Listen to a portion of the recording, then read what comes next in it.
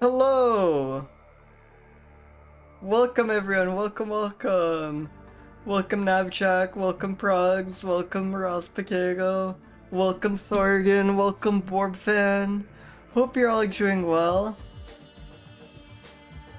I mentioned this in my Discord, but oh, sorry to hear that. Oh yeah, no more Genshin Shrews, yeah. I mean, there still are some Genshin Gen arts like in the chat. You have them by proxy. But welcome in everyone. Welcome. Welcome Kengu Gemini. As I said in the Discord, I'm late because it was like, I don't know, I got this new camera just a few days ago. I guess I haven't talked about that on my stream yet. I think I mentioned it in Cruaz when I was collabing, but I've just been taking photos of animals with it. Here's what I saw today. There was this wonderful scrub jay. I gotta go through all my pics of this. I kind of pulled this one off at random. Yeah, this is a California scrub jay. I just love that magnificent blue. Then wait, this is from a while ago. Where's Chugay's other photo? Yeah. I also Chugay saw the Gulf Friggery. I love this. I feel so stupid because this was just like in a flower bed nearby that I've walked by 100 times, but I really wasn't like, I haven't been on the lookout for criggers much around here. So I've probably like passed dozens of these without noticing, but I do really recommend. I've mentioned this in my Discord also, but yeah, I have a. Oh, I can't wait. That is genuinely like my dream collab. I was so happy about that. Yeah. So for those who haven't seen, Monday's stream will be with Hollyheck maybe, and I'm extremely excited about this. Yeah. So this is a Gulf Friggery. I really love it. I want to see more butterflies. I haven't like been paying enough attention to them. And yeah, iNaturalist has been really fun. I think just it doesn't have to be through iNaturalist, though I think it is a good way of doing it. But I think it's almost like you're gamifying it, just like keeping track of which species are around you and which you've seen makes it like so much more exciting. Like before it was like, oh, that's a cool butterfly, but like actually figuring out which butterfly it is, and it's like, oh my god, I haven't seen that butterfly before. I can get my first photo of that butterfly is like really exciting. So yeah, I was really happy with this photo. I'm getting a like proper macro attachment for my camera, so I should be able to take bigger butterfly photos with this, but given that this isn't a macro lens, I was kind of happy I was able to get this shot with it. And then yes, I saw this squirrel in the park. And also this lizard. Wait, let me uncrop this. This lizard in the park. I love that tongue so much. I mean, honestly, it's starting to be current burger young. I think we might be past the point of no return. Thank you so much, Snapchat. Yeah, I'm really happy with this camera. I'm like very new to wildlife photography. And I was kind of impressed by like how not steep the learning curve is. I did a photography class in high school. And I like 8 years ago, I briefly owned like the cheapest DSLR I could get.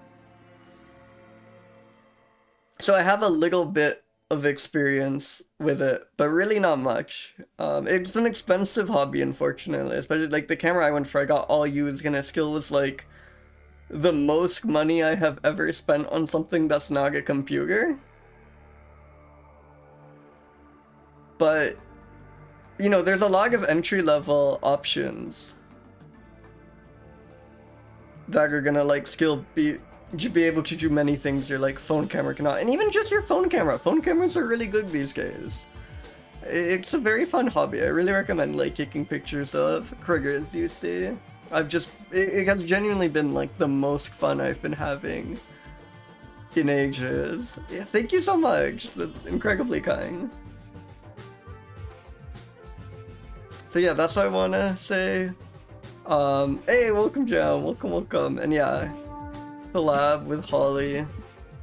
Shout. I feel like hopefully all of you are already following Holly, but I should shout out Holly just in case.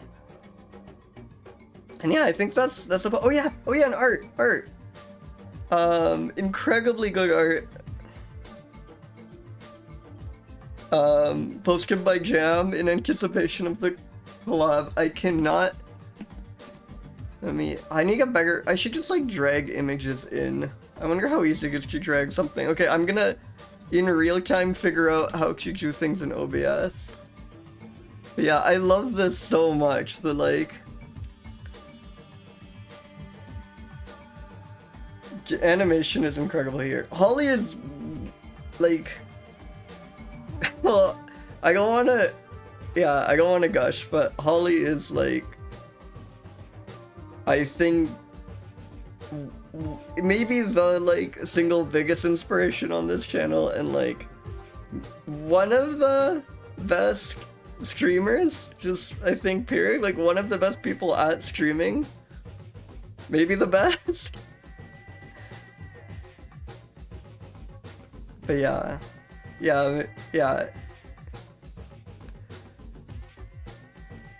So that's gonna be really exciting.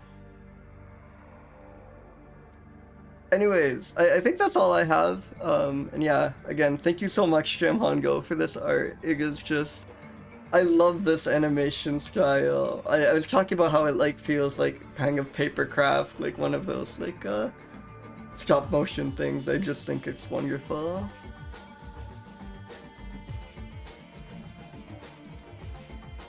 And yeah, let's spin Kuge's adjectives. Yeah, that was Jams. Really love it. Welcome Ilya, welcome, and welcome Archibald. Look, let's spin the first adjective.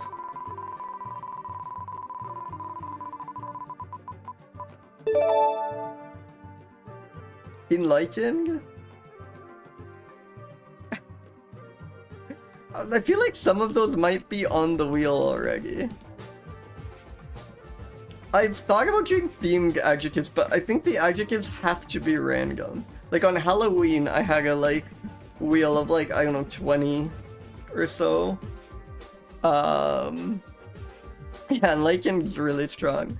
I had a wheel of like 20 or so Halloween themed adjectives. Yeah.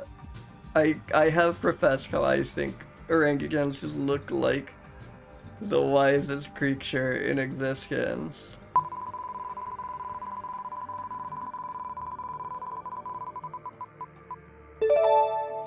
Delightful! God, these are good. Strong start.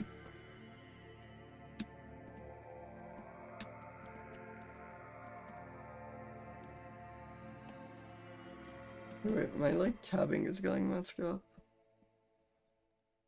Oh, I know what's happening. There we go.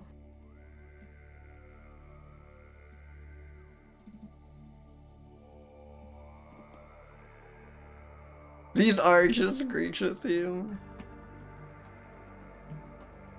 Delightful especially.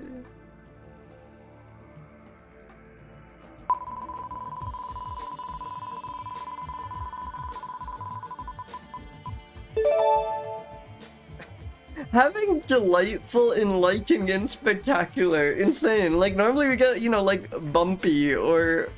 These are just all compliments. I love this. Welcome, Kinski. Welcome. Oh, and go evening, Greedra. I can't believe I... Yeah. Welcome, everyone. I guess maybe Gao afternoon is more Gao afternoon here, at least. I don't know how time works. God. I like the idea of having to differentiate delightful and spectacular. Big, yes. An insane set of adjectives. Like, possibly one of the most, like, cohesive, maybe the most cohesive Saga 4 adjectives we've ever got. Welcome, Killscar. I gig. It was like a late go, but I gig.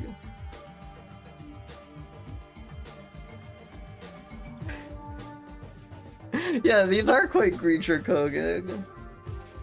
Paradolic.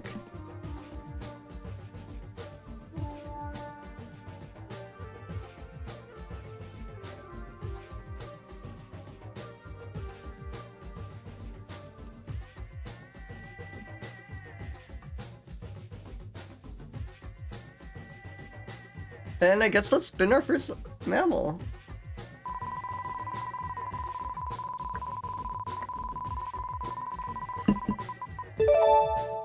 Atilax? Paludinosus. Oh shit, strong start. The marsh mongoose, look at that scare.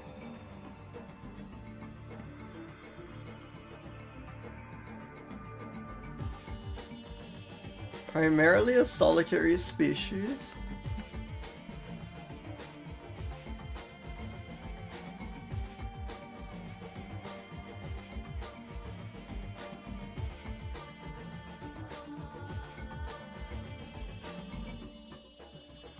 Females give birth to a litter of 2 or 3 young, which are fully furred.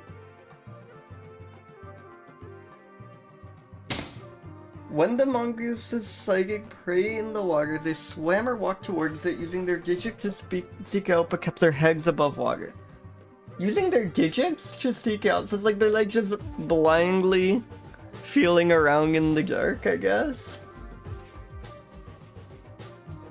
Once located, they grabbed it with the mouth and killed outside of the water. They killed them by biting them in the head and occasionally also shook them. Jesus. When finished eating, they wiped their mouths with the forefeet. Well, that's good. At least they're polite about it. Well-mannered.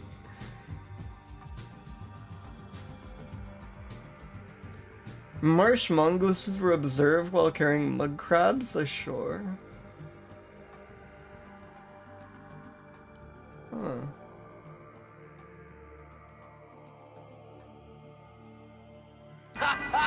Oh, villains! Thank you so much for the raid! Welcome, welcome! What were you up to? No, I will check out the March hair. Wait, isn't that like Alice in Wonderland thing? It is, yes. I can quickly review the March hair based off Chugay's adjectives. God, I do not remember. It's been so long. I got like, you know, I like read Alice in Wonderland when I was like 11 or something, and never since. I gotta reread it. That book's from what I remember loving it, and I think it's like a book that's probably quite enjoyable to read as an adult. Yeah, the Raving Mag one. This guy. Oh, hell yeah!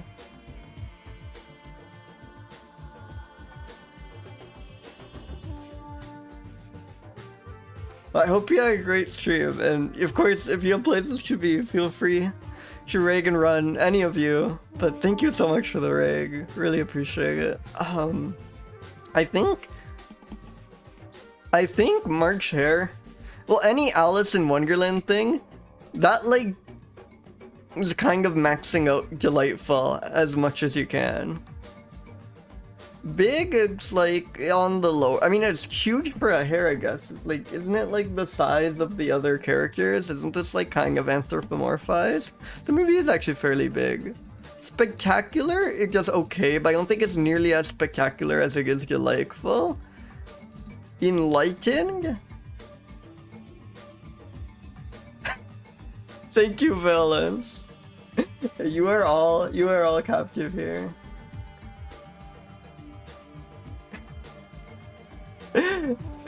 Yeah, incredible. How enlightened is the March Hare? Because I knew it was like reg. Because I know they're kind of insane, but is it like they knew too much? I feel that could be a sign of like extremely high enlightenment that like them should escape.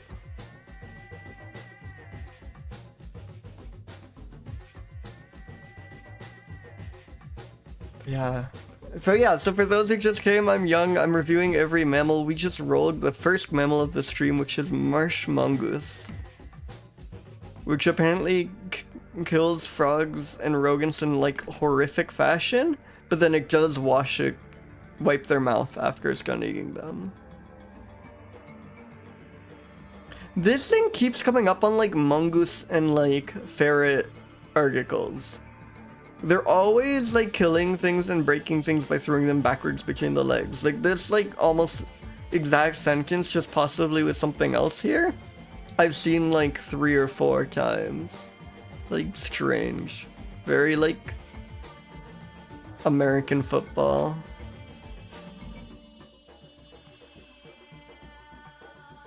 Hey, welcome A Square. Welcome, welcome. Mammal review in gig.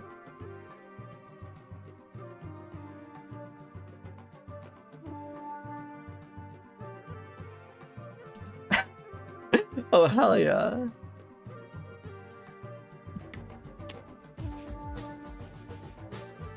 Yeah, it must be some like leverage thing. Like if you imagine the shape of a mongoose, it kind of does make sense. I could get like pretty good power just like chucking something between its legs. Like it does seem kind of built to do this.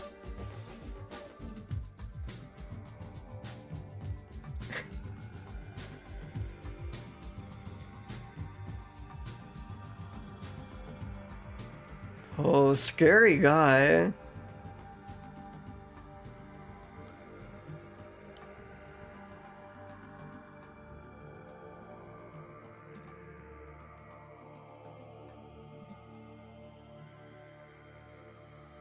Oh, wow. Oh, these are all focused from the same observation.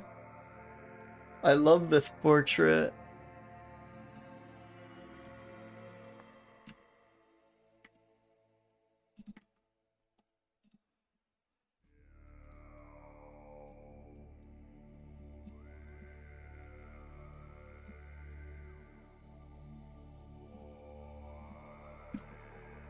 Mish Robertson.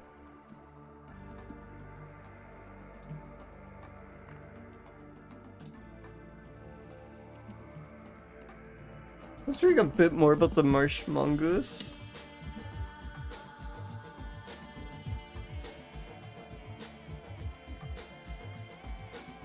Yeah, exactly.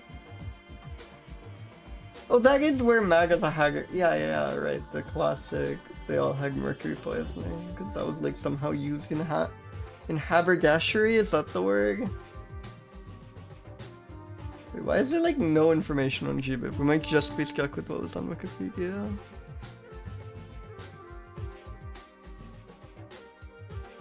But we know in German, it's called 11 different things. It only has like 2 common names in English. It has about 11 in German.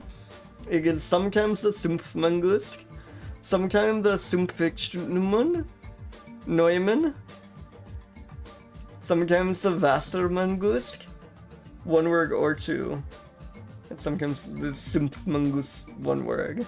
Wonderful.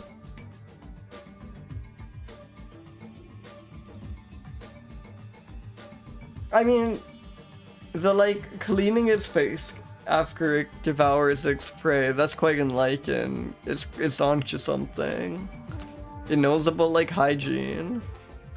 I'm sorry, this thing is like too freaky to me to give a high delightful score. It's cool, but it's not like delightful, you know? Though actually the like wiping its mouth off is like extremely delightful, so I think it gets credit for that. It's quite spectacular. Yeah, that also might be true. I know. Frogs could... Well, I guess, yeah.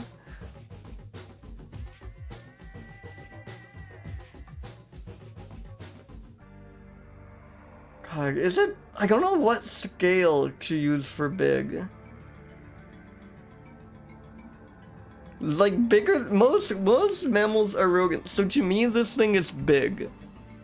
but I don't know if it's big. Yeah, whales are mammals, but the thing is, there are many more mice than there are whales in both in species count and population count. Yeah, biggest mammal is biggest. It could be just percent of a whale's mass, which would be really funny, because then like every mammal is getting a 1 or a 2 possibly. But I think this is like a 96 on my completely arbitrary scale. And frogs via a swift bite to the head. And then wipe its mouth off after. And then I think we need to include the German name. Dumpfmangusk deserves to be a note. It is! It's so menacing! Like, it's always funny to me that, like, ferrets and weasels are actually, like, incredibly adept hunters. Because they're so cute and they look so friendly, but no, this thing does look like a vicious carnivore, you know? I mean, it chose a particularly evil-looking Fogo. Hey, welcome, Skeleton Witch. Welcome. We're just wrapping up the Marsh Mongoose review. Little guys can be evil. We do like little evil guys. I agree strongly on both counts.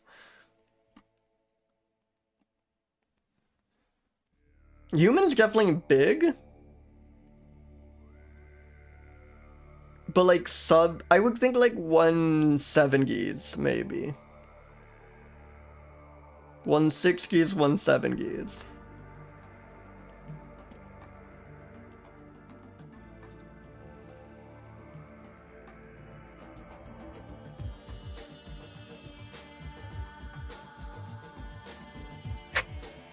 Do we have small energy?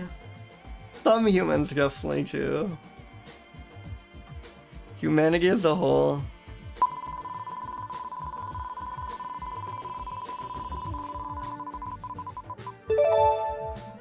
Vespagellus juglosaurum.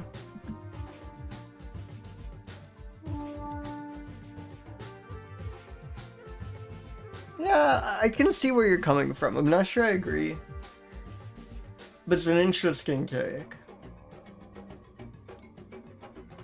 I think we're just kind of... To me, humans kind of... Yeah, it depends how you think about it.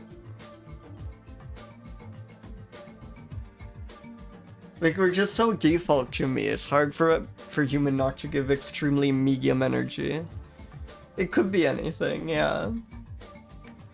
The yellow-lipped bat was first captured at Tunnel Creek in 1958. Awesome. A singular creek.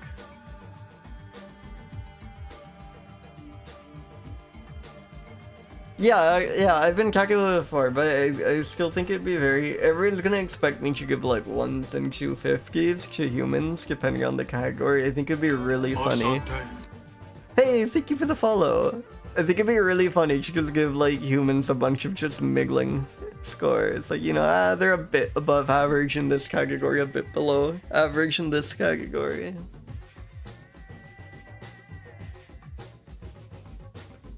Hey, welcome Rebuttal. Welcome.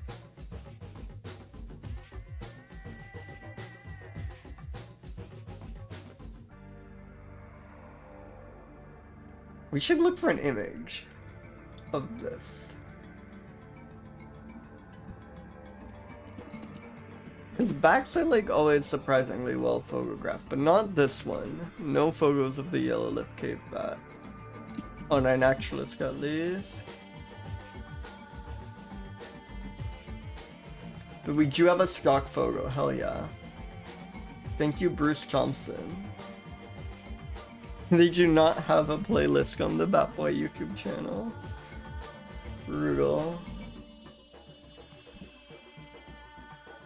It's like cute, but like I have seen many backs like this. I'm sorry, I'm no longer like very surprised or impressed by this guy just because I've seen like this exact creature too many times.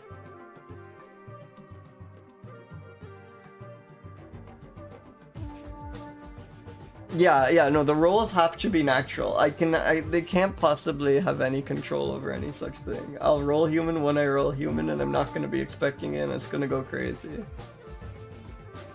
Every single roll has to come from the wheel. I'm like very much a wheel purist. Including like if we roll some like really cool... Sometimes we'll roll some really cool creature or something, but will technically have been reclassified as a subspecies of another one, and when that happens I just skip it. Like we might take a minute like reading about it, but even that doesn't count. I need to roll the species proper.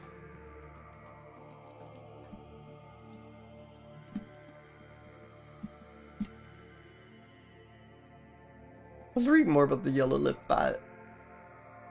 It's cute. We know very little about it, though it is widespread within its range.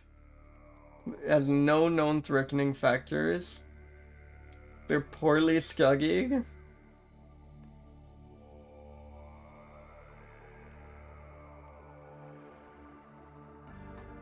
They live with a very similar looking bat, which is awesome. Very confusing.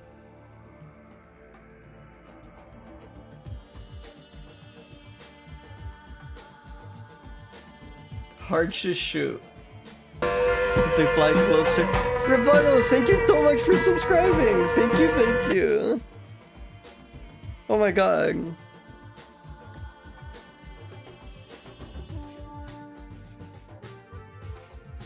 Yeah, scientists just really don't care about the yellow lip bat.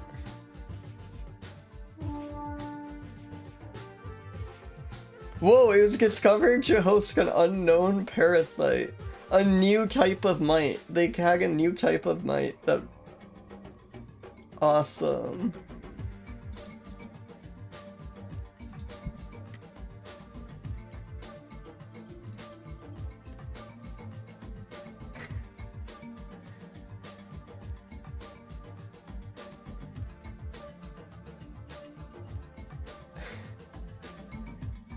It might be threatened by wildfires. Every Australian creature has like a wildfire section. I had no idea it was like such a big concern around there, you know? I mean, I knew they had regular wildfires, but it's just... Sorry, I should clarify. I knew that's a big thing in Australia, but I had no idea how big. Like, I think like 60% of Australian species and like 2% of all other species have some like dedicated wildfire section in their GBIF page.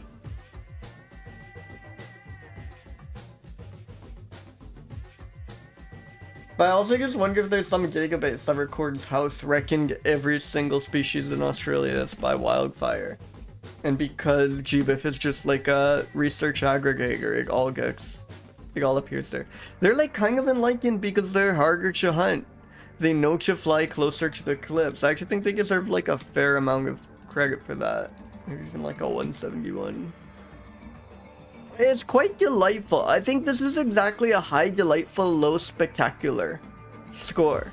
Like it's cute, I like it a lot, backs are cool, but it doesn't like stand out from the other backs. There are a lot of backs that look like this. It doesn't have any like very unique traits. I think it's like, I don't know, 202 delightful, but then like,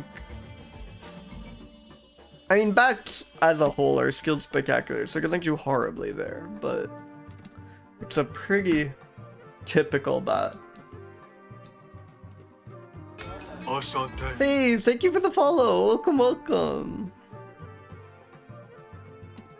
So, hard to hunt, flies too close to the cliff. Has a whole new... We found a whole new kind of mite on this.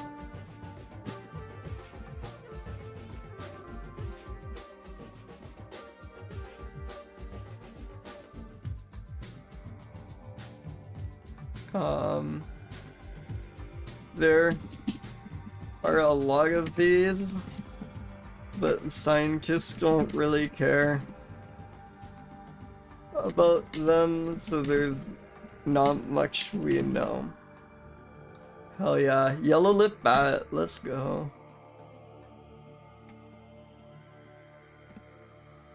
Lex spin, another mammal.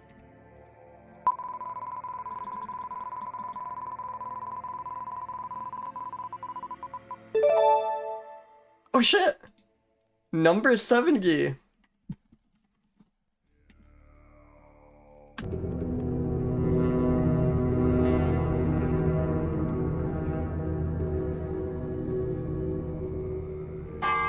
Lesser striped shrew. It lives in the ground digger and forges on insects. Hey, welcome garbage wagon. Welcome circle back. Welcome, welcome. And welcome Incuna. Lesser striped shrew. Striped shrew is very exciting. It is really quite rare for a shrew to have like visible stripes. Oh, come on, striped. I guess this counts. I guess this counts, but I was imagining something much more magnificent, if I'm being honest.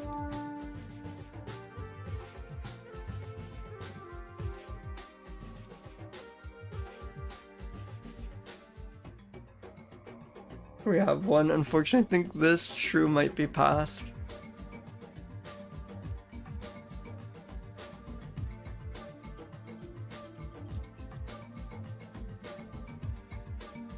Poor guy.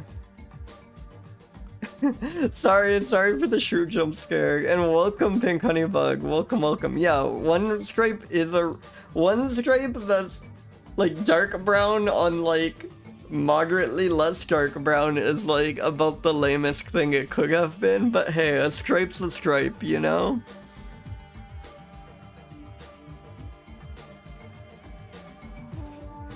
Yeah, that might just, that is why it's lesser.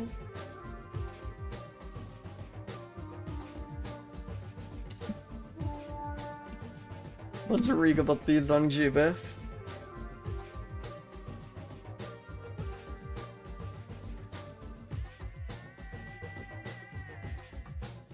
Most were captured at nighttime. They're terrestrial and no arboreal behavior has been discovered.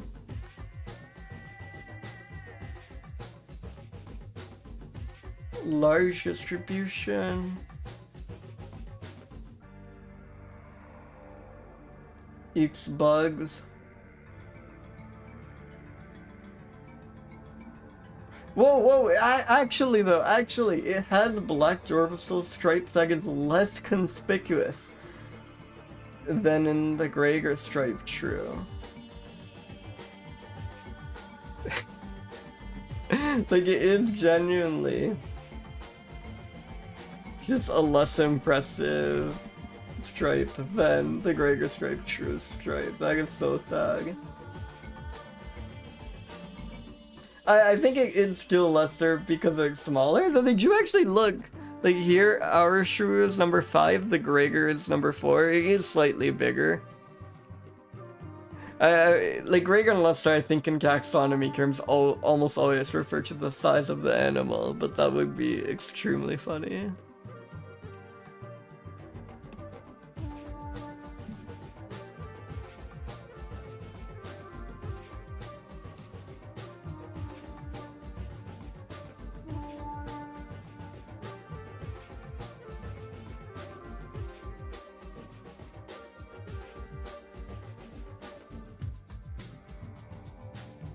This is lesser stripe true. I mean, here it looks quite cute. Here is starting to win me over. And again, like most shrews don't even have a stripe. I should be grateful I got anything, even if it kind of teased me with the name. Shrews are enlightened, and this one's more enlightened for having a stripe. I'm going crazy. I'm giving it 208, and it's very delightful. I mean. Okay, I'm incredibly biased here. I can't pretend it's spectacular, but the stripe helps, you know? The stripe helps. I think I can give this like an 86. Big, it's a lesser shrew. It's gonna be like, yeah, let's see. It's number 5. This is the scale. So this length here, keep that in your memory, that's 2 inches. I am also to scale by this length, by the way. I am like 10 inches tall. This shrew looks to be about 3 inches head and body. That is not big, I'm afraid. Yeah, these are insane adjectives. Welcome, crew. Welcome, welcome. We're on shrew number 70 right now. Okay, look, it's really not much of a stripe, but like, most shrews don't have anything like that. You should be a little more grateful, okay? Hey, welcome, Forrest. Welcome, welcome. The greater stripe shrew actually does have a greater stripe.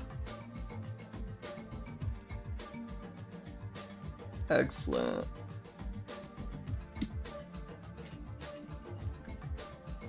Wonderful.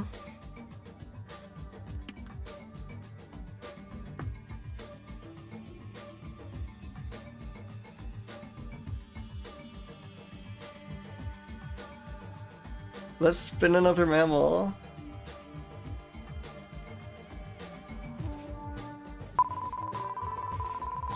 A hint of Sylvilagus forest. Awesome. 1 second.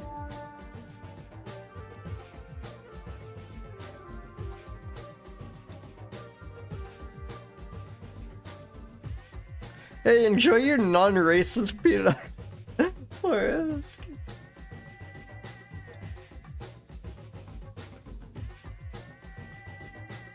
I've been ignoring spaces, I think, in...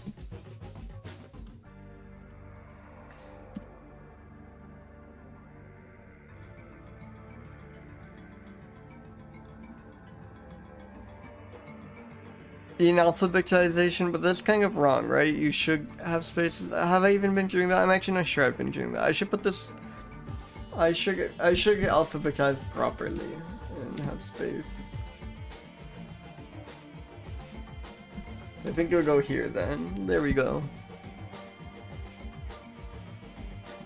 Photogenic, I believe, is an adjective we have rolled. I am fine with like expired adjectives or used adjectives being reintroduced though. Let me confirm this.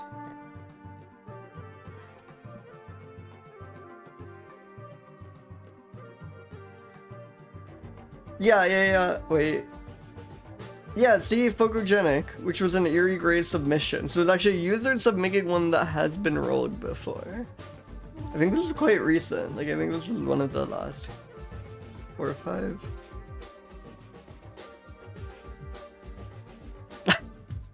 Yeah, I'm not... Yeah, I guess I... I could just... I think I haven't explicitly banned duplicates. When people like try to add something that's already on the wheel, I tell them it's already there and ask if they want something else, and they'll always give me something else. But I think if they insisted, no, just put it there again, I would oblige. There are also like many ways of adding round to the adjective pool. Like I think we rolled spherical, round and rotund are definitely on there. Yeah, exactly. Kronos was up, like... You could probably add round to the adjective pool 300 times without repetitions.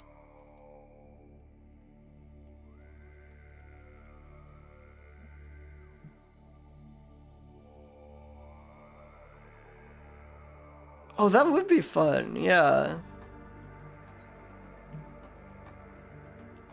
Yeah, like a one-off one where it's heavily discounted and people just build it from scratch. Non-Euclidean is, I'm almost certain, not on here. I would remember that. Yeah, non-Euclidean is not on the list.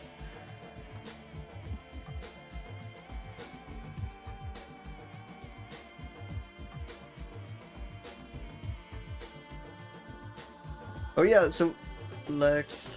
Let's Agnon Euclidean and then Lex.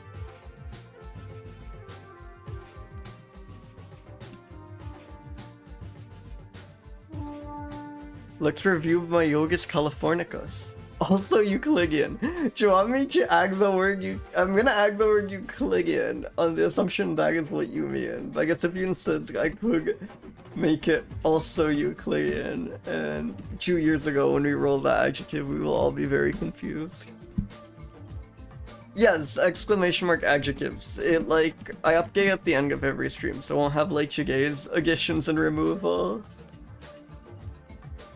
But other than that, it's up to Gate.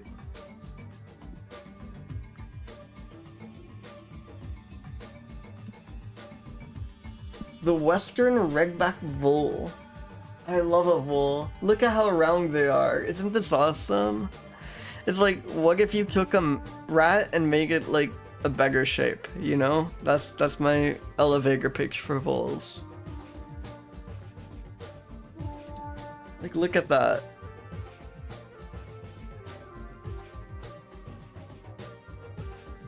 Whoa, awesome range. If you are in Oregon, you can see these. Isn't that exciting? Least concern? Hell yeah.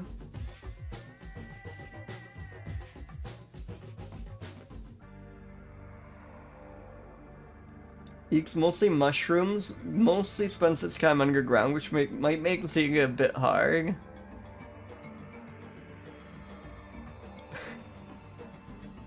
Yeah, exactly, Pink Honeybug. This is like so, it is so chuckable. I hate to say that, but it would just like...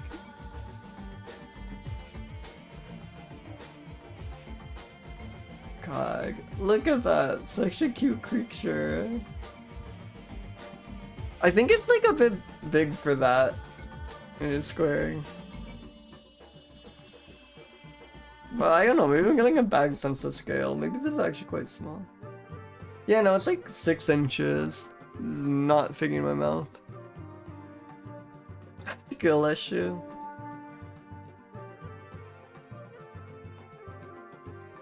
Wait, inactive taxon? What do you mean? Genus swap. Oh yeah, it's sorry, it's a Clethrionomys. Clethrionomys.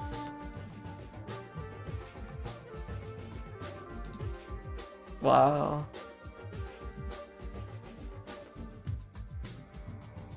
Oh, a grebe gif?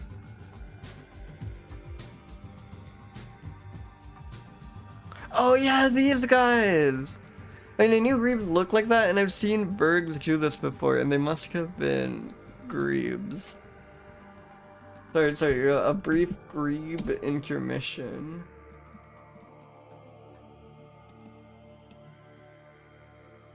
Awesome.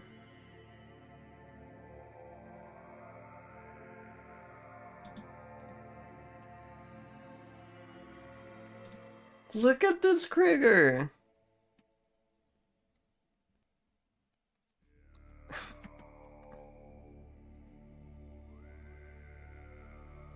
I think I like the Wikipedia ones the most. Like, this one goes crazy.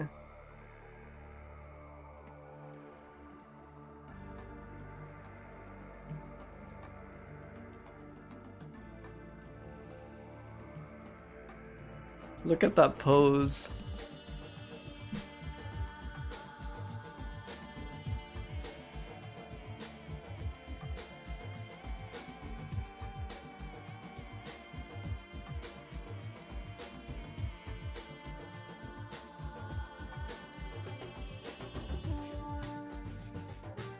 Yeah.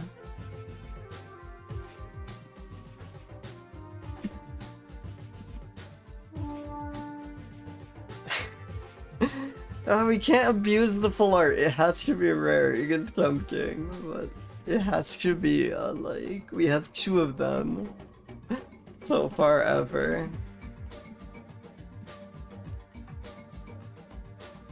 Let's read more about this vole.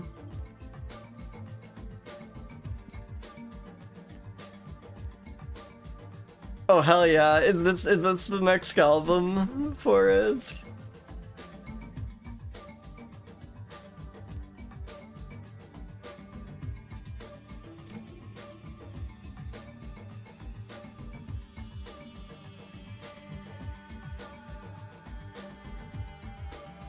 Maybe.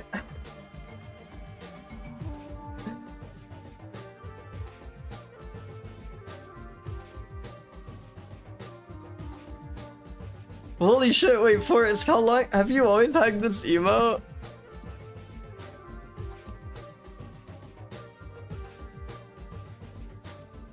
Hell yeah! I was gonna say.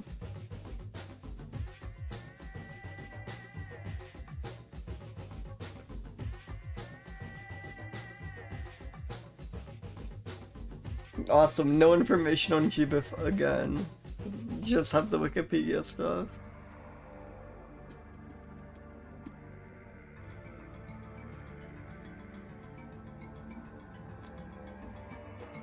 That is so insanely good. Also, thank you for the mix. Thank you, thank you.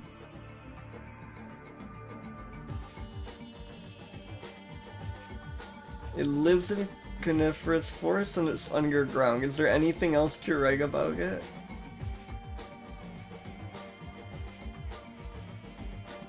They don't live in Canada, but they do live in the Canadian life zone.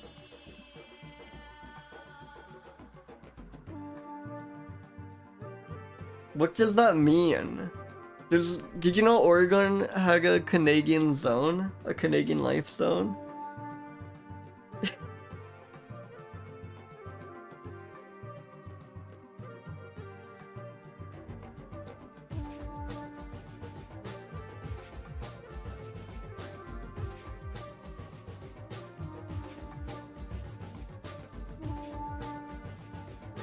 What does that mean? Anyways, this thing is like, I'm gonna... Actually, no. I love this bull, but it is an idiot. It knows nothing. It's extremely delightful, though. Look at that. And yeah, see, again, this is like delightful but not spectacular. It's a very, like, modest creature. For a rodent, it's, like, fairly big. Like, 6 inches long? That's actually kind of huge.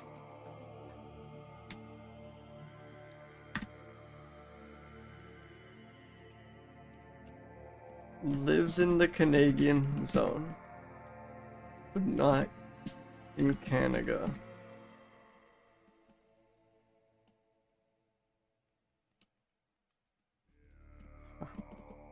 Kinda messed up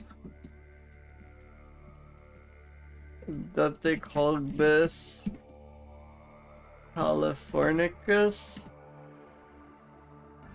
when it lives in like all of Oregon and just a small bit of California that no one lives in anyways.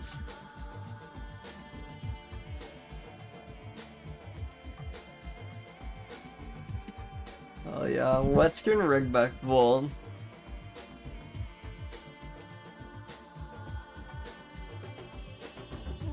Anyways, I think an ag break is about to start. I do not think I have enough time to review a mammal before that.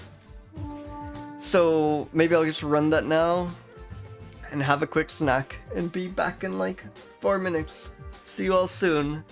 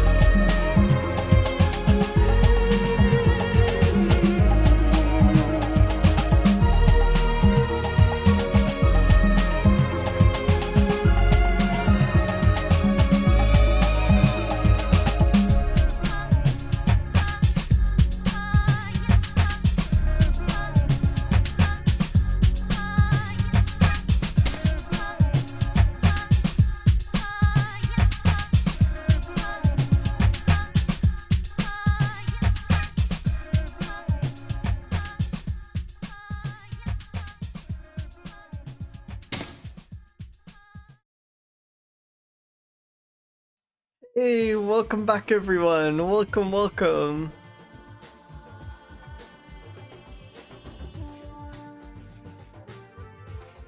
I guess we can go ahead and spin another mammal. Hope you all had a nice break.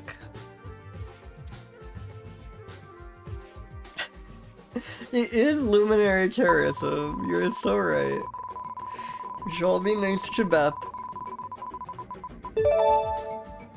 Was it Locomus Hilgegargi?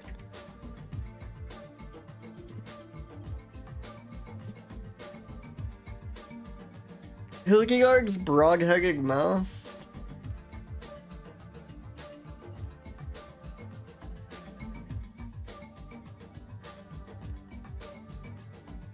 The mouse produces a strong, unpleasant odor? Hell yeah. It bears rings of small scales. What the hell does it bears rings of small scales? What do they mean by this?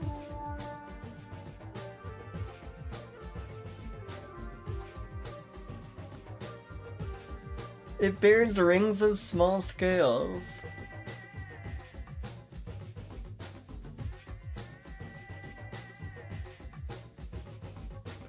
Has a very wide range, but is nowhere particularly common. No specific Sorex have been identified. Yeah, maybe this is one of the rare scale gummies.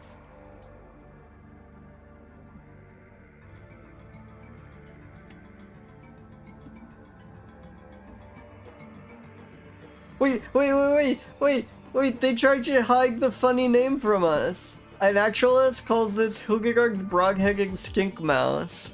Skink mouse is an awesome noun phrase. Broad-headed skink mouse. Hilgegarg's broad-headed skink mouse.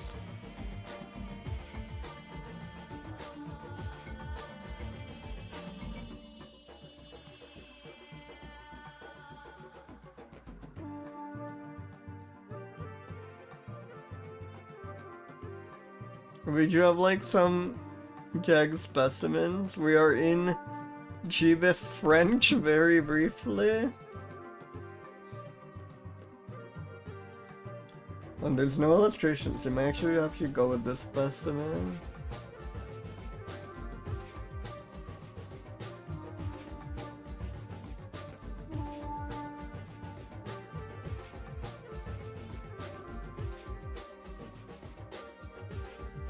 Yeah, I do wonder, the idea of like a mouse with skunkabilities is kind of intriguing to me.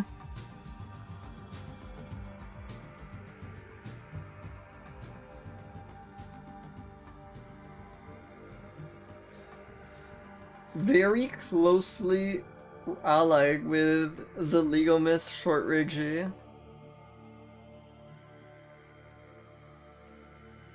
Lives near homes often. Often lives near homes. Mainly eats bugs.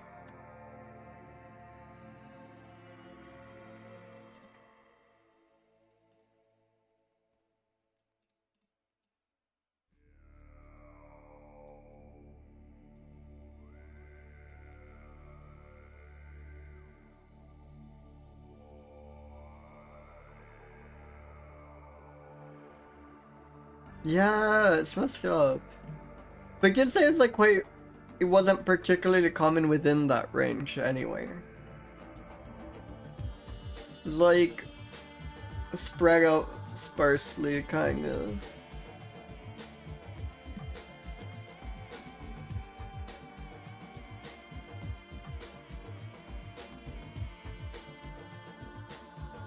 Okay, good to know. Mostly it's arthropods. Oh, primarily young beagles. Hell yeah. No, but it does seem like they emit some odor. Like it said this on Wikipedia somewhere.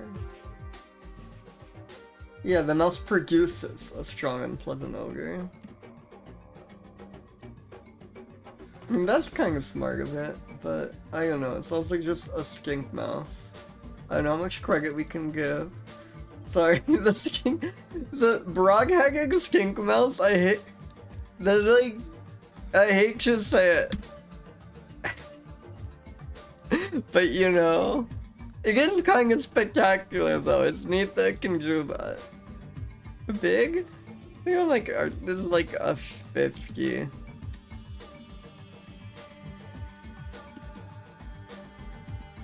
Skink mouse. Lives near houses.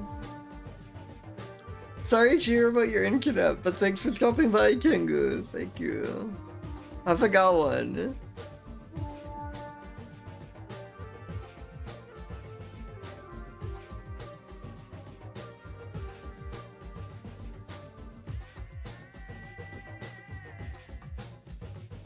Oh, it communicates? They communicate with each other with high-pitched whistles.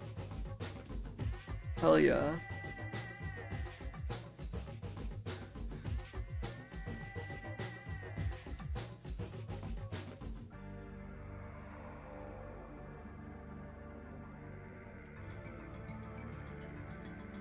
Each young beagles communicates via high-pitched whistles. Wonderful. Sorry, there's some crows screaming outside. Are those being picked up by my mic?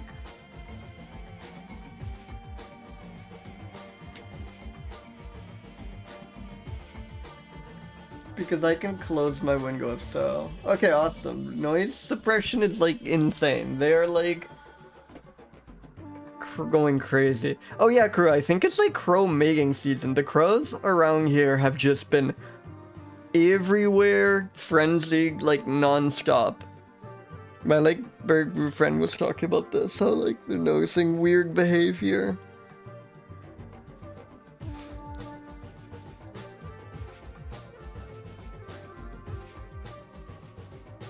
I think this is good for Hildegard's Broghagg's skink mouse. Bagger is like a foreboding omen. It could also be a foreboding omen.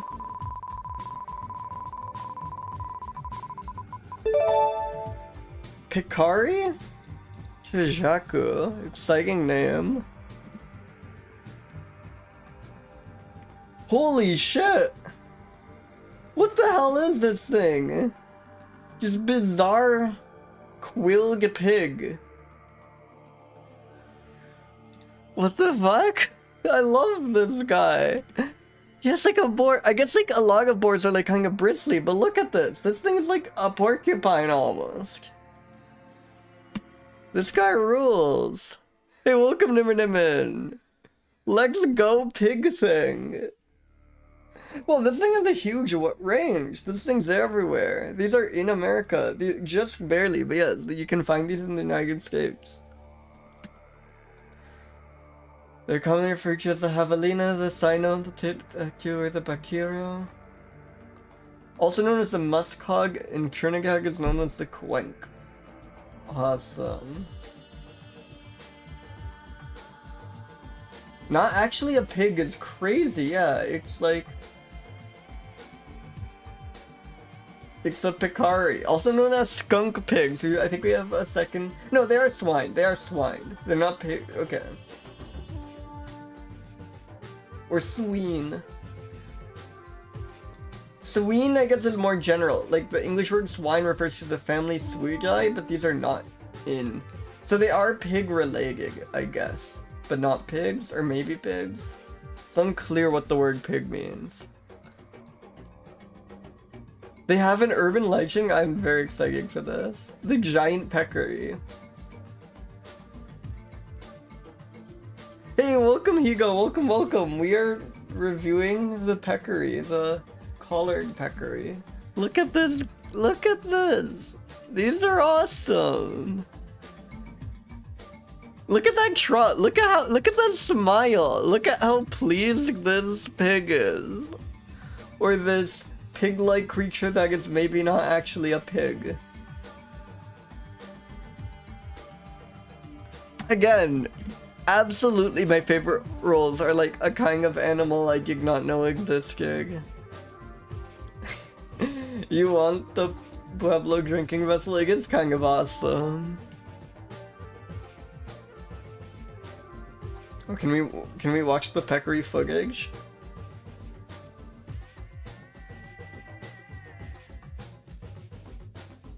Where are the Pecaries? I'm impatient. I'm impatient. Oh! Shouldn't have skipped ahead. Okay, down here, down here. Look at them! Look at them! Look at the little ones running!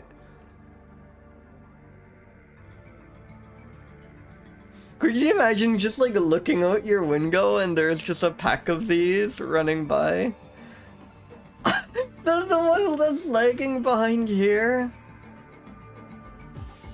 This one is... Yes, they keep coming! Hobart, yes! Yes, we do! You know these? You are familiar?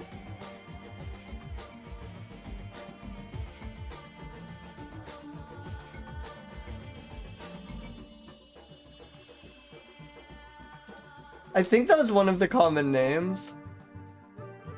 Yeah. I am not familiar. Yeah, well, it seems like... Oh, I guess that's just this species, maybe? Let's see, does it, like, refer to the whole genus? Yeah, I guess that refers to the whole genus. Hey, welcome, Mr. Piggy Mouse, right on time. Check this out. So I guess it's quite easy for you to be on time given the number of mice there are on this stream, but for once it is in fact a pig.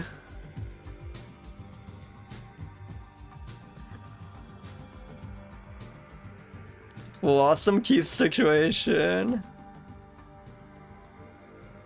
Yeah, hi, I hope you're doing well. Your other half, finally.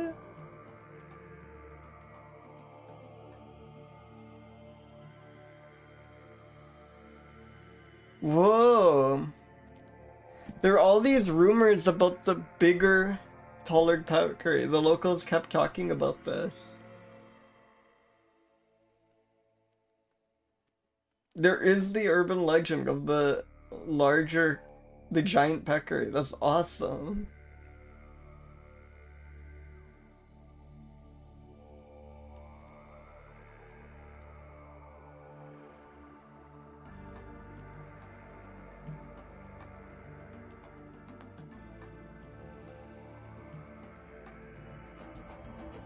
Yeah, that makes sense.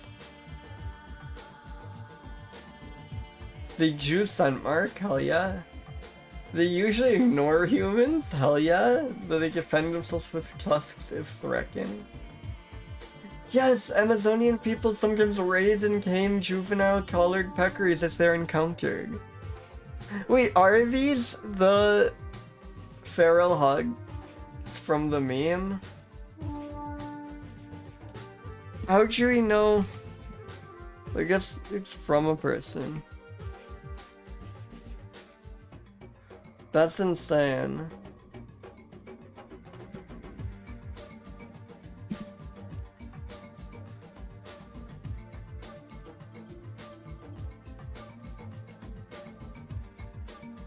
Though it might not be, because remember, Javelina or Javelina refers to the entire family. Do I think this is the most common one, maybe?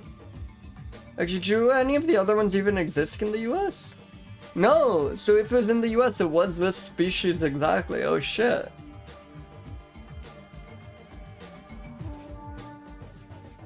Oh, they're so cute! Yeah, Javelina sounds a bit familiar. I kind of believe I have heard of this, but I have no idea what they look like. Wait, you're telling me these are just like a nuisance? You can be like, oh god, not the Javelinas again. That's crazy. These are like majestic creatures. These are fucking awesome. I am so jealous of anyone who like lives somewhere where you can just regularly look at Look at the young one here. Look at the kid. Look at the baby. Just like frolicking. With a smile. This is like the most joyful image I've seen. These are so photogenic. These are so cute.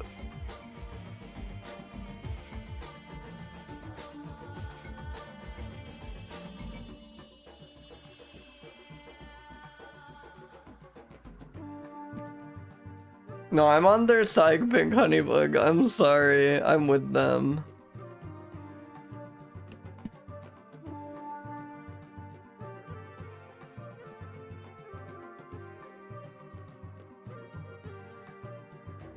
These could never be a nuisance to me.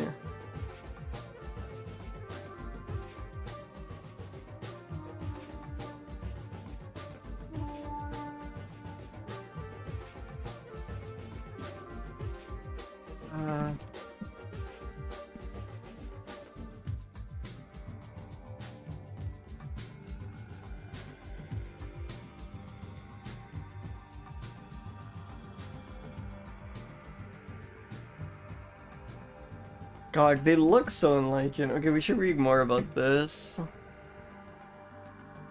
Okay, let's just like finish reading the Wikipedia because there's a ton of information here.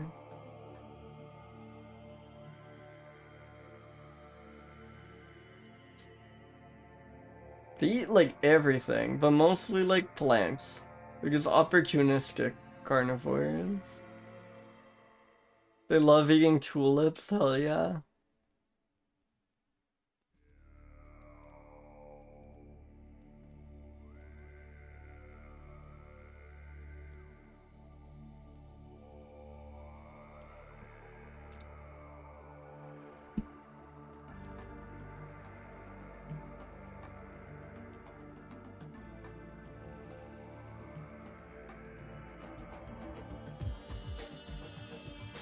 They wallow in mud! Hell yeah. Classic pig stuff.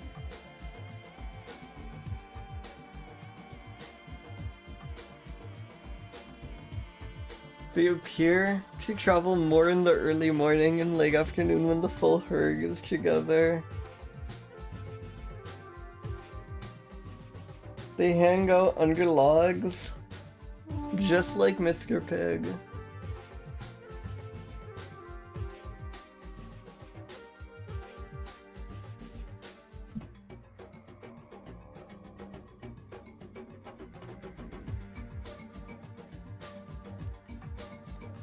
Collared peccary uses its mobile lips and snout and its well-developed sense of smell for finding and manipulating food. Oh hell yeah. Mobile lips Gungam. Mobile lips and snout for manipulating food is just incredible phrase, like... Plays an important role in seed dispersal.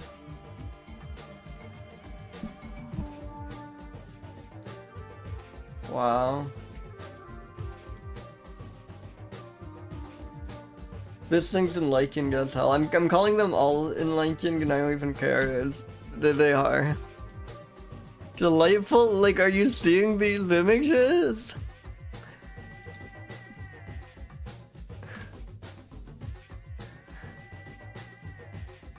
I feel... Well, how big are they? I should know exactly before I pass judgment. They're like a meager long.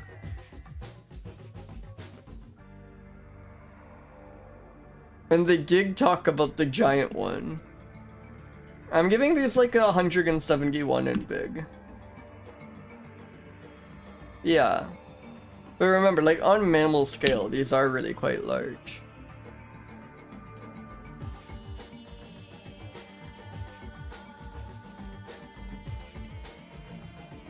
You may know them from the 30 to 60 girl hugs meme. What's the mobile snout?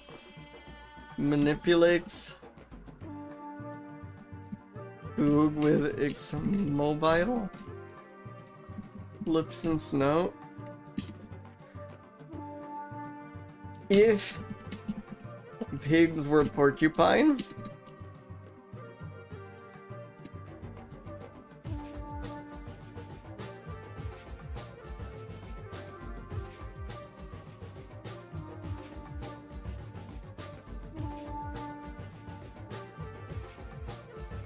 Loves to eat tulips.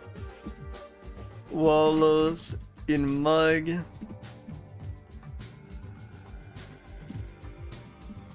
Awesome. I love these. Hell yeah. Okay, let's spin another mammal.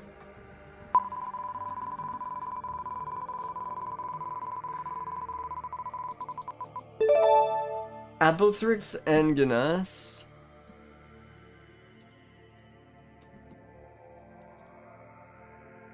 The Anguin altiplano mouse, awesome.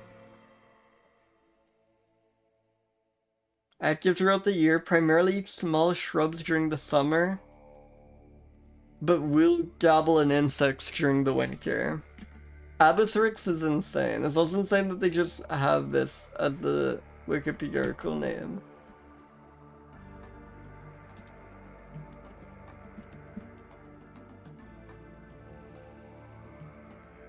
Oh my god, these are so cute! Awesome!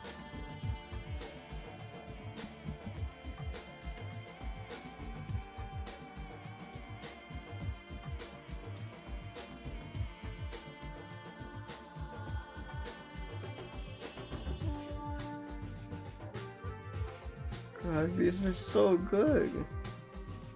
Look at this one.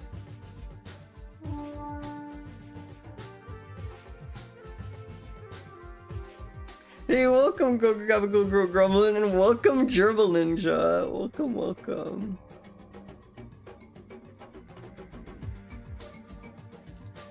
I love the stern expression here. Wait, I almost missed the second one back here. Do you see it? I was just so focused on this creature. Hey, that's awesome. I really want to know how to like spot mice and small animals. It is like quite rare that I will like see any rodent. And I would love to have some on my iNaturalist.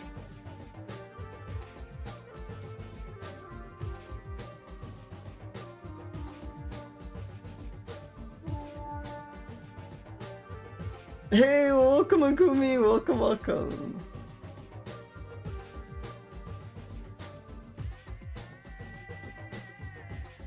Yeah.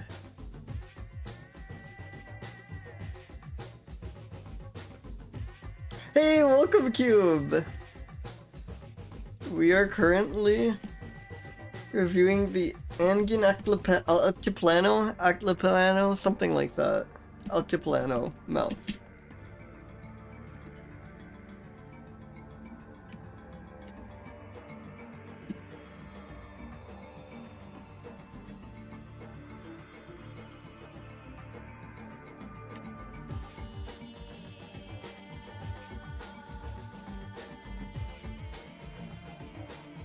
How enlightening is this? Welcome, girl. Welcome, welcome. I'm excited to learn how enlightened.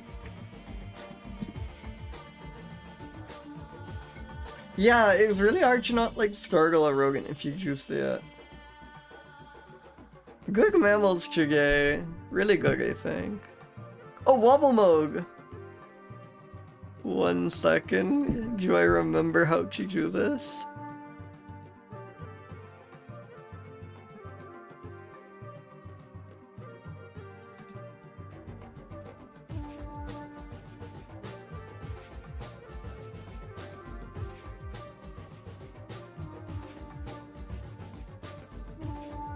Wait. I am gonna, okay, pretend you can't see this, pretend you can't see this. Everything is normal.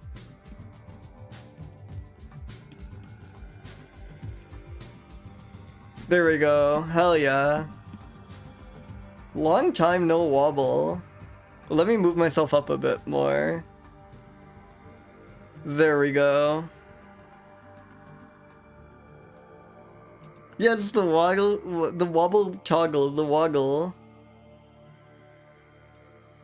So the Andean soft hair mouse is terrestrial and nocturnal, or diurnal depending on season and geography. That's kind of neat. Like, being able to adapt to whether you're... Oh, like being active through the day versus through the night seems like such a huge difference, right? Like, you think you just have to evolve to be one or the other because your eyes would need to adapt everything about, like, what you eat, how you avoid predators would need to adapt. So it's crazy that there's, like, a single species that can just be switch back and forth depending on where it is and what the weather is like.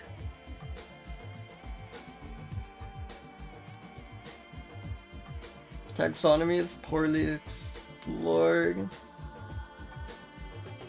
Eats plants and bugs.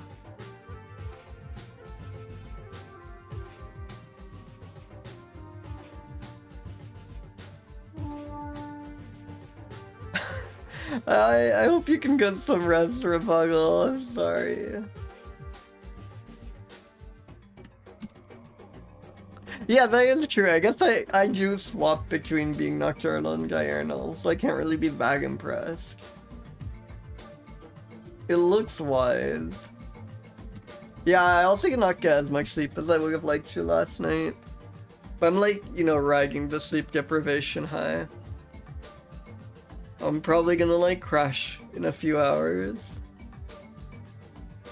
This is quite delightful. They're all delightful and I'm fine with that. Unfortunately, nothing about it really stands out, so I can't give like a very high spectacular score. The Fogos are really good, yeah. It's a very photogenic creature.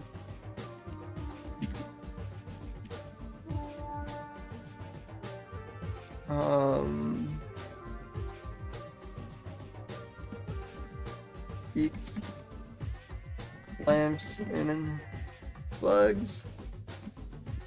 Abrothrix and Dina is kind of funny to say. I think that's good. Oh, and Gbif calls it andinus, and for the like sorting to work I have to match what Gbif does, so I will do that.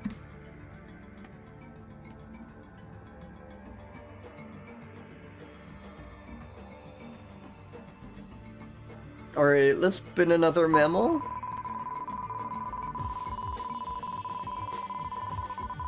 Oh geez, 3?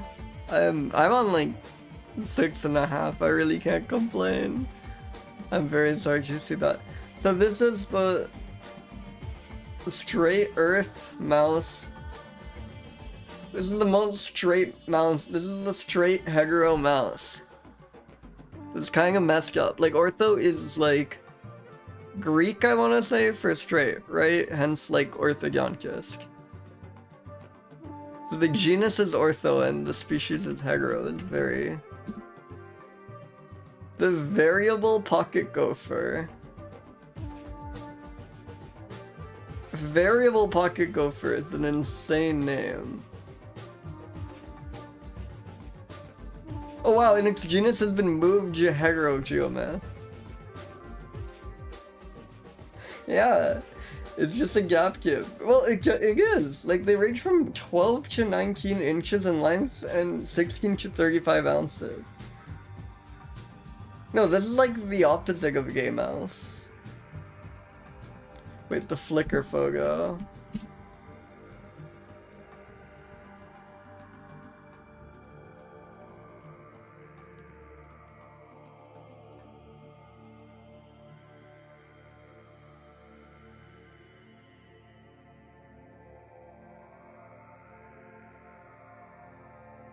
I'm excited for this.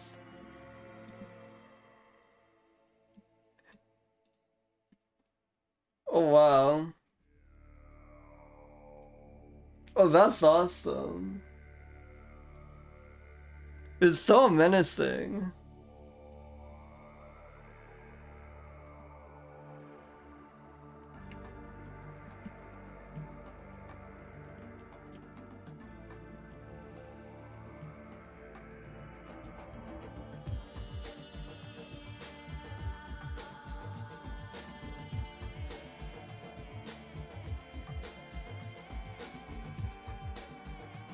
The keys do roll.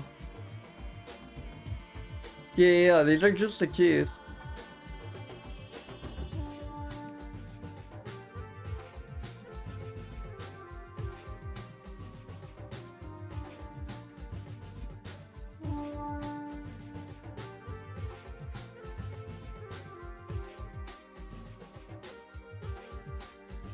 He is quite Alan Borger-like. This image is by Heterogeomys.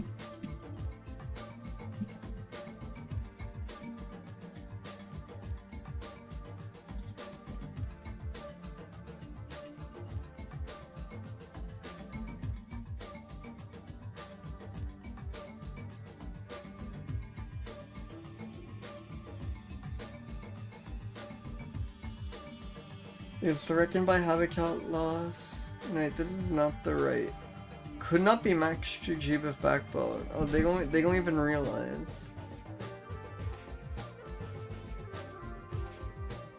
I wonder if I could fix that. I wonder if I could point it to this page, which is what it should be pointing to.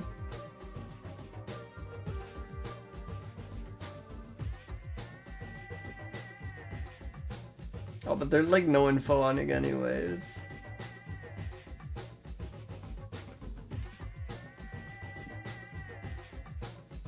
This thing, I'm sorry, this thing's a moron. This thing is not enlightening. It's kinda delightful though. Medium spectacular. Well, like, size is variable, but 12 to 19 inches. 19 inches is kind of a pretty sizable gopher, right?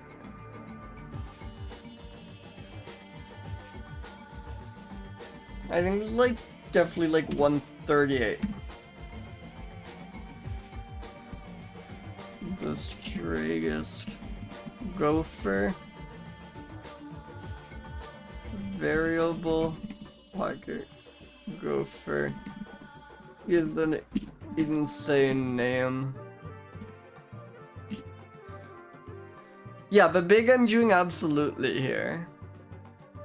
It's not just for what it is, it's just big for a mammal, which it is. But you know, we got like big whale, blue whale to work with.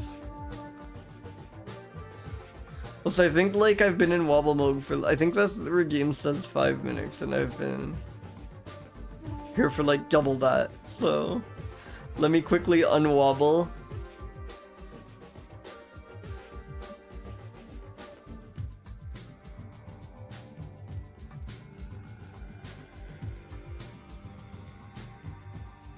One second.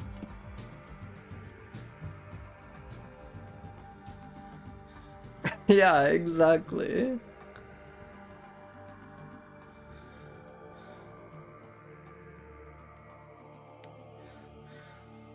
That when I first added the like wobble mode regime, that kept happening where I would run out and then someone would just immediately regime it again.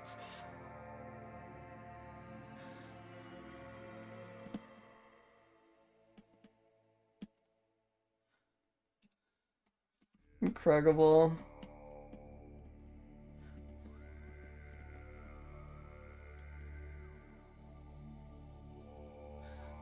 Let's spin another mammal.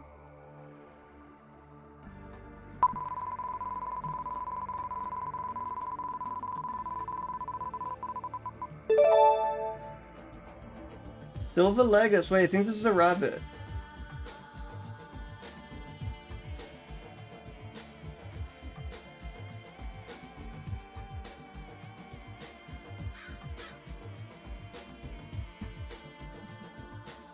The robust forest rabbit. Mixed psychic. The robust cottontail!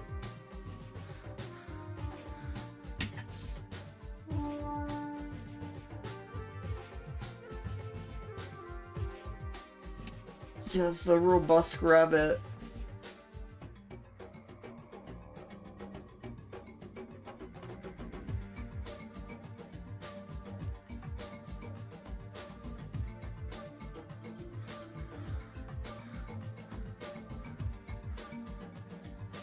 Hell yeah.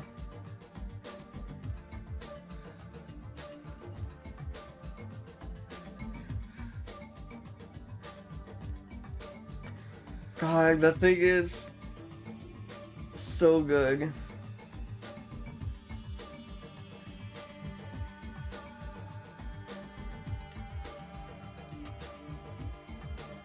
Yeah, robust has to be on there.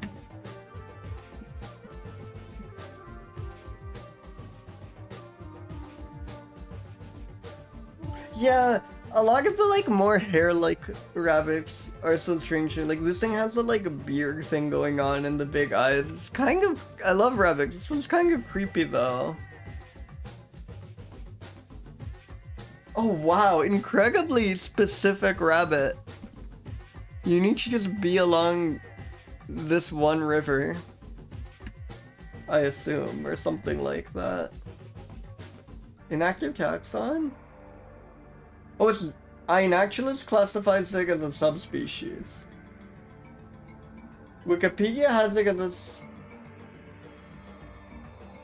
Oh no! Wikipedia also has it as a subspecies, because GBIF have it as a subspecies. Because that's what it ultimately comes down to. It does, as it's synonymous as the subspecies. Bastionum is Lepus panegus, subspecies robuscus.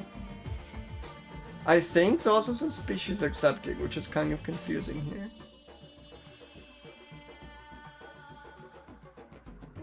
But I think... Oh no, that's the original name. Bastionum's the original name.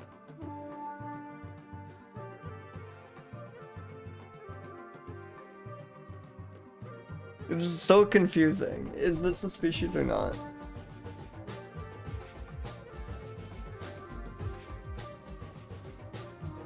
Oh, wait, here we go. Formerly was included in S. floridanus, but received species status based on morphological and genetic distinctiveness. Genetic analysis confirmed species status. So GBIF thinks it's a species, and I'm gonna go with that. Even though no one else seems to. It does look a bit content aware scaled.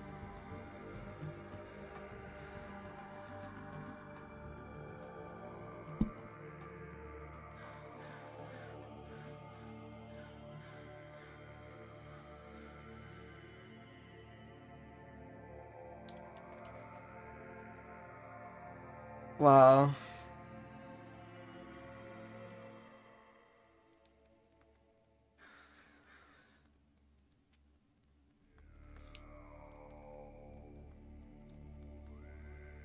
It's so strange.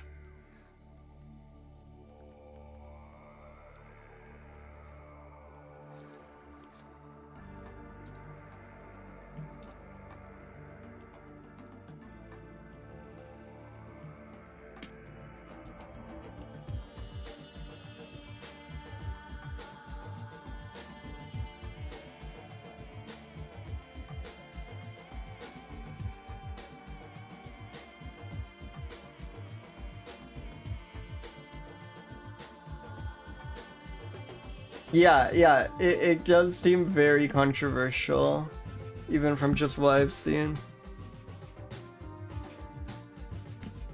Thank you, Chuck Sexkin.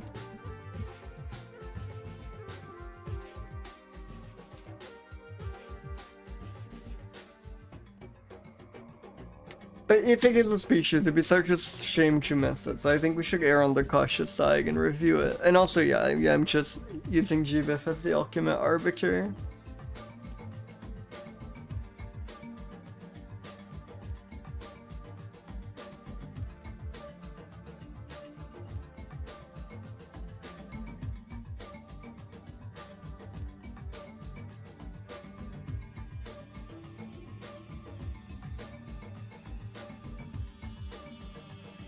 I think the fact that it looks so alien and weird makes me think it isn't like you know something. Rabbits are so delightful, but this is like the least delightful rabbit I've seen, if that's not too mean to say. It is kind of spectacular though.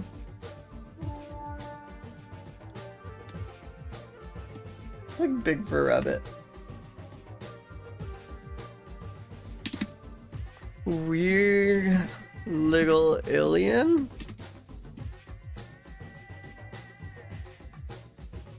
Extremely controversial species Cagus.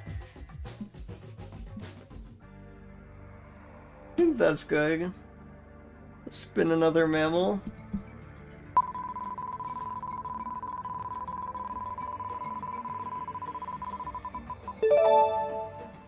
Monodelphis. Monodelphis we've hacked before. I keep forgetting what it is though. One striped opossum. Oh god, critically endangered, possibly extinct. I don't think I've ever seen the possibly extinct. It is known only from two specimens found in Brazil in 1821 and Argentina in 1899. Oh god.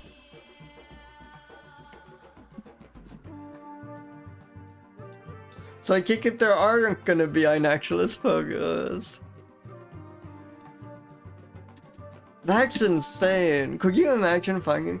I will say, it is remarkable how many species of rogue have been like, oh yeah, we can see these for 100 years, but turned out they're like, still around. Like, if you... It's really easy to be like extreme, like read a ton of really depressing stuff about conservation and get really like bummed out, but it's worth remembering. Oh, IUCN number of mature individuals choose again. Insane that they give that lower bound if we haven't seen one since 1899. Like, what the hell is that based on? And what is this georeferenced?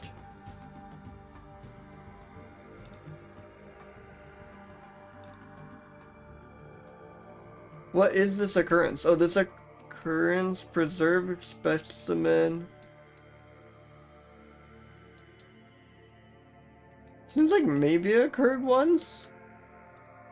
Look, this, for all I know, this preserved specimen is like 100 and some years old. Yeah, exactly. And like, it's also just really hard to see a legal critter. Like, it's easy to even see, like, it's hard enough to, like, see an opossum.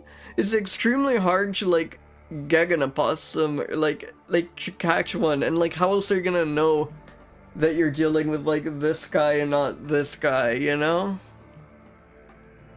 And yeah, there's just, like, so many basically unexplored areas.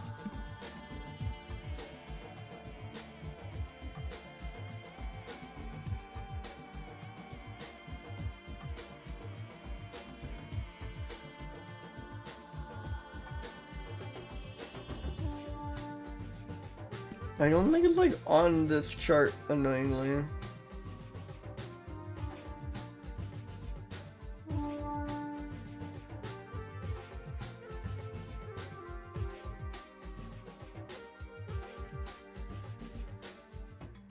That's wise.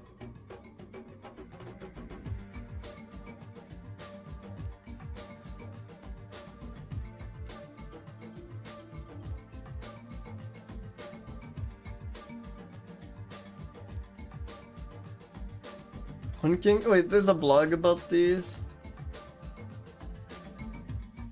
Oh yeah, so here are the ancient specimens.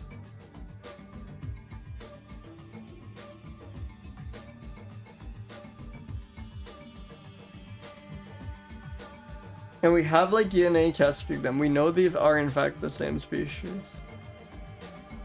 Like, yeah, this is absolutely a mythical creature.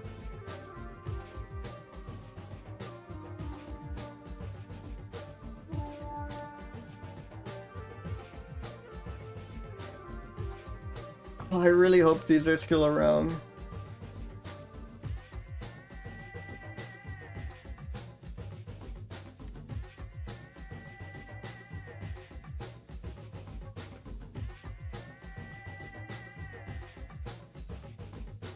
One of the world's most poorly known species of mammals.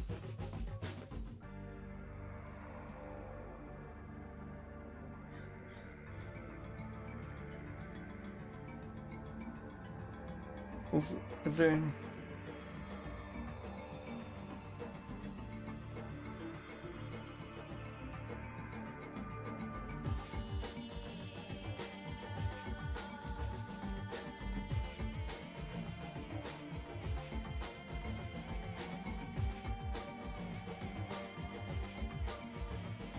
The skin isn't quite good. I love this paper that's just someone checking if this opossum skin is still where it's supposed to be, as indicated above. The holotype is still in existence. One awesome field to be.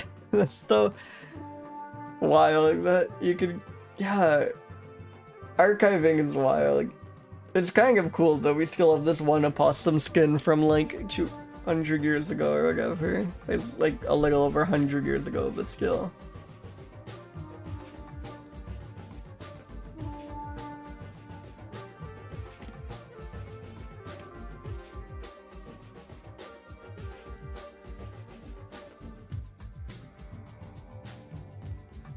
And then the other one is just like a skull. Crazy. What a mysterious creature.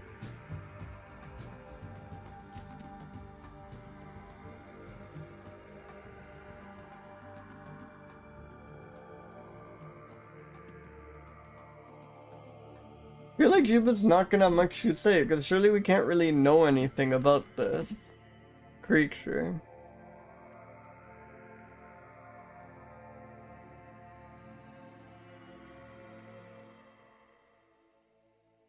Yep.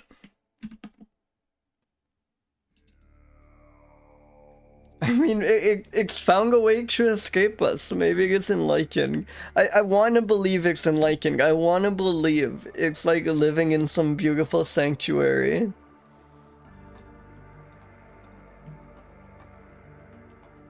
I mean, it's just kind of too, like, sad and strange. Welcome, Eerie Gray. It should be delightful. Like, just looking at these.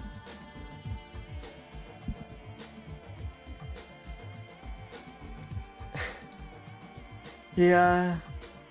Yeah, just pink and stripe. No, but the crazy thing is that we have DNA testing these. We know the two specimens are in fact the same species. It's just some mythical creature. I mean, the whole, like, mystery is quite spectacular. That was for the 86 was for the rabbit. I think one of these little opossums gets around the same. It's like a longer but less filgo. Extremely mythical creature. Known only from two specimens.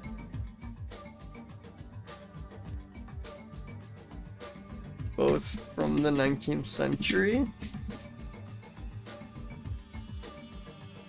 Very possibly extinct. God, I hope not. There's a paper where they want to check the specimens are still there. And they are. Yeah, IUCN claims there are 2 to 10 of these. Or like mature specimens, mature individuals. Wonderful.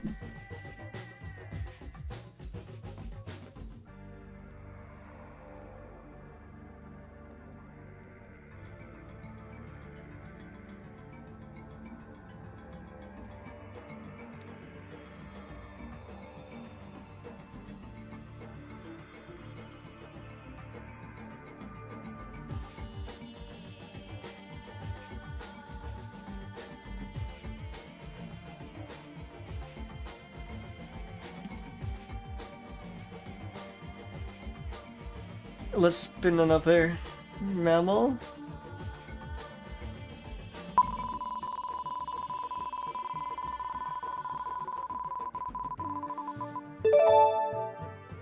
Nasua, this sounds so good. I have very high hopes for Nasua. If this thing is just like an unknown forest mouse, I'm gonna be so pissed. Yes! Koagi! The ring-tailed Koagi! I have seen these. I might have like photos from a decade ago of these, but probably those are lost.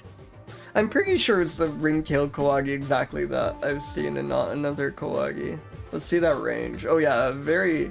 definitely in the right place for it. Let's fucking go. Love a Koagi.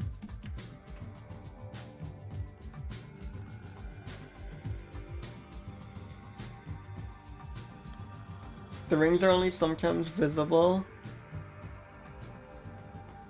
Diurnal animals. Yeah, I've been here.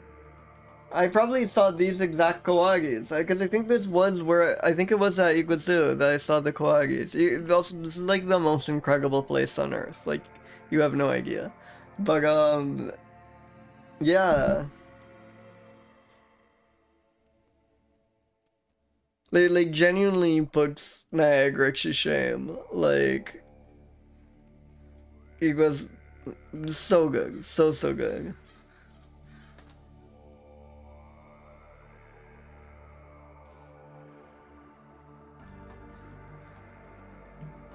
They produce soft whining sounds, alarm calls are different, loud woofs and clicks.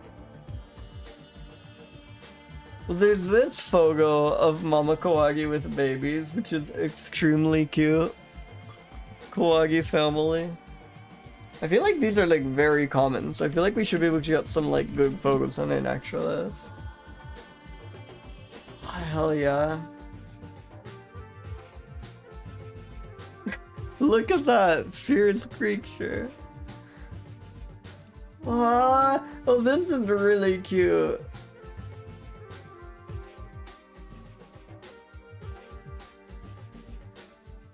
It peeking up over here. The family.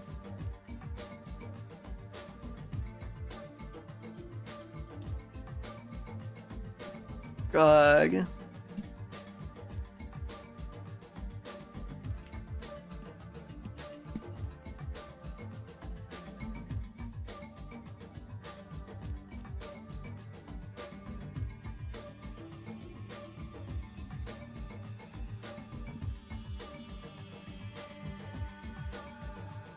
Incredible. Yeah, absolutely high marks.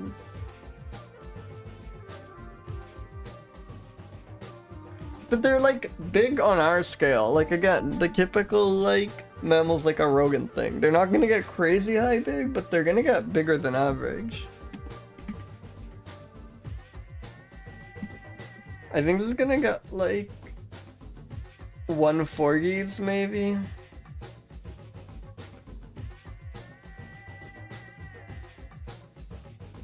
Oh, we're just a South American Koagi, that's good.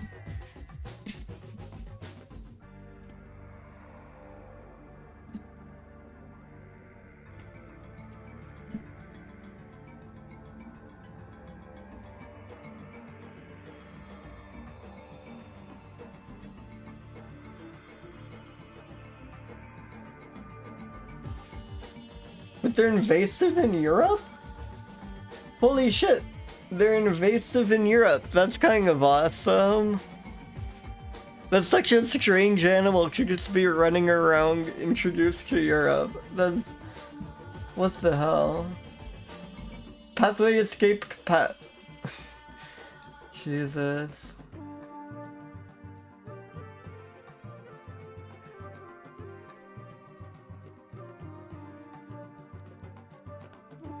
They spend most of their days active on the ground, however, a population was encountering trees 60% of the time.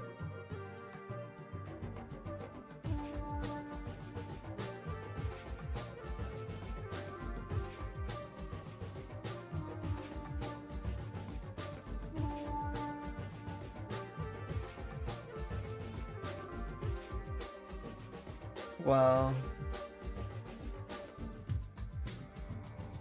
Oh, check out this image, wait.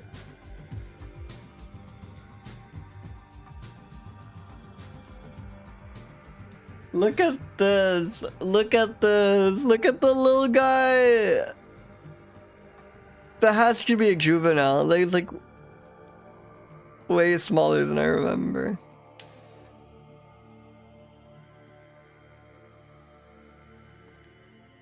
Whoa, they've been like occurring like naturally in the US? Holy shit. Little guy. God, we already have a great image, but I think I might just use this one. This one is so cute.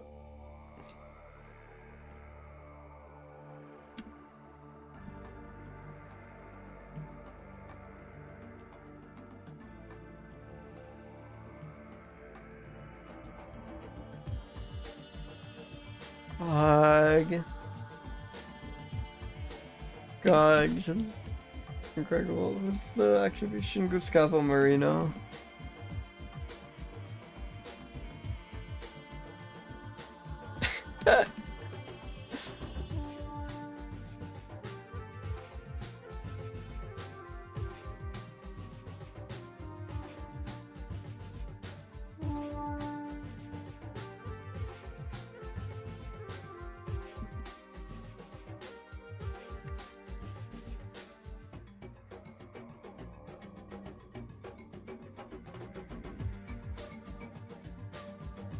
Density varies greatly. In some places one of the rarest mammals, while in others it's among the most frequently observed.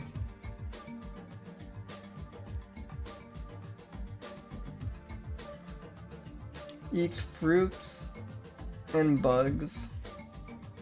So occasionally rodents, fish, crabs, and carrion.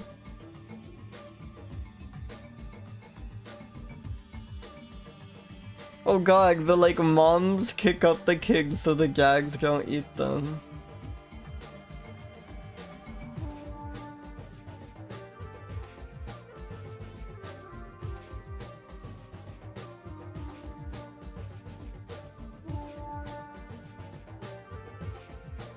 They do not eat bugs that emit noxious fluids or smells.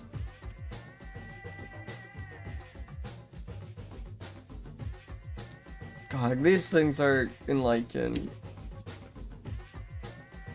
Delightful, like, Chew 44 or something. Spectacular, like, Chew 38. Big, that one looks really small, but I think that might be juvenile. Yeah, they're like 2 feet long. That's like a 140 something, I think.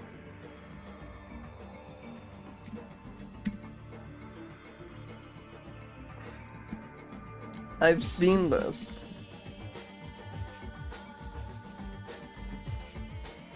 Extremely cute creatures. We love Pecari's. The moms kick out the young so the gags don't eat them.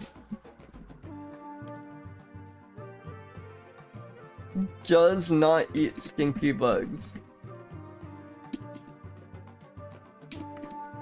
Awesome. Hell yeah. I think it's time for the hourly break. Wonderful note to pause on. I will see you all in a bit.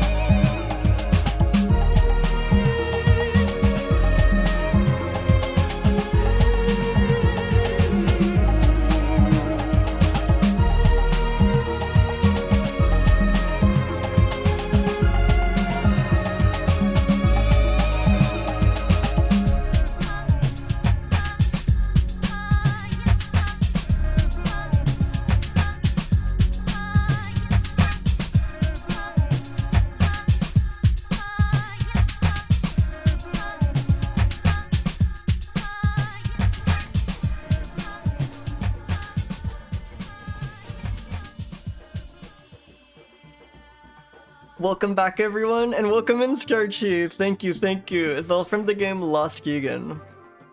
Yeah, there's like Peak also gig like an Atlantis game, and the soundtrack for that goes crazy, and like a June game with a really good soundtrack. Definitely recommend checking out some of the other stuff too.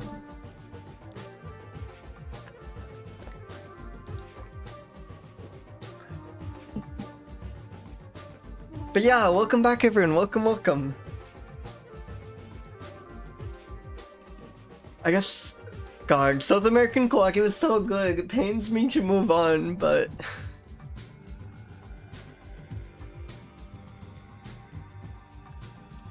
I suppose it's time.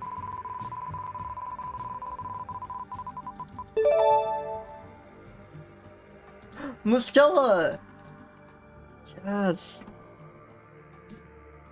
Some sort of... God, we had the exact genus Mustela many times, so I think I remember which Mustela it is, but no. Striped polecat. Wait, but are all Mustela polecats? No, Mustela is just a weasel, but then some of them are not weasels. Or at least not cog weasels in their common name, which is confusing, but holy shit. Wait, is this what Alchazimith is? I feel like I have a vague memory of Alchazimith. It looks a lot like Alchazimith. And I feel like I have a vague memory of this species being mentioned. Possibly in that context. Oh, no. Different species. Viperugna. False alarm. This is not Alchazimith. I think it is some sort of ferret. Yeah, okay, I'm very bad at keeping track of my musculids. I love them, but I cannot, like, tell one for the other.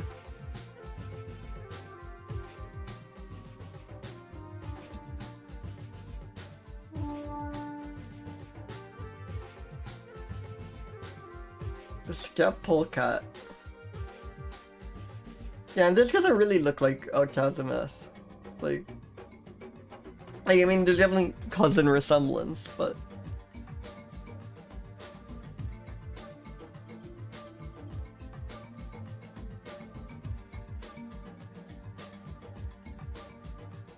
No. Fairy is like a type of animal, yeah. Oh, but apparently it's very closely related to the black-footed ferret. Yeah, musculid taxonomy is just confusing. I think a lot of the common names aren't like proper taxonomic classes. It's just we call some of them weasels, some of them ferrets, some of them polecats, and it's kind of random and not really based off genetics.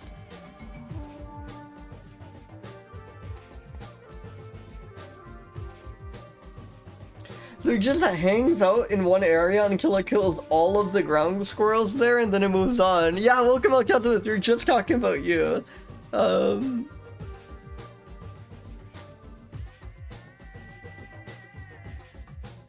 Look. Oh my god, it's awesome. Wait, I need more photos, but holy shit.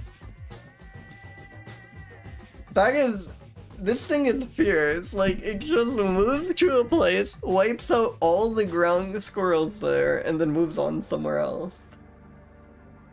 God, look at Kyugi though. They just look so playful, you know? I mean, they are playful, I'm pretty sure. I know, I always talk about this with musculids, but like... they're always like incredibly adept killers that just look like the cutest little teddy bears in the world.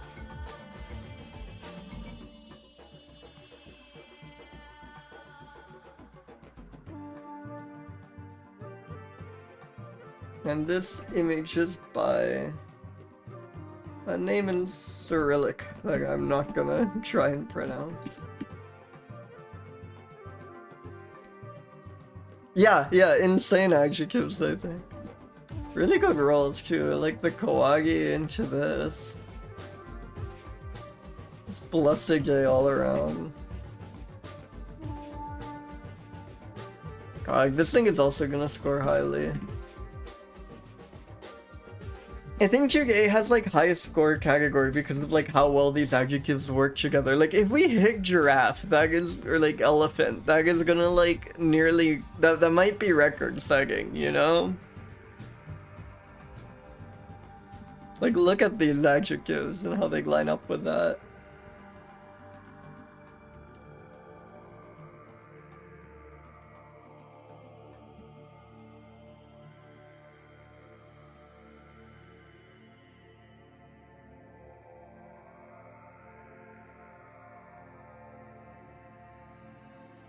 Taking efficient in North Korea, shockingly.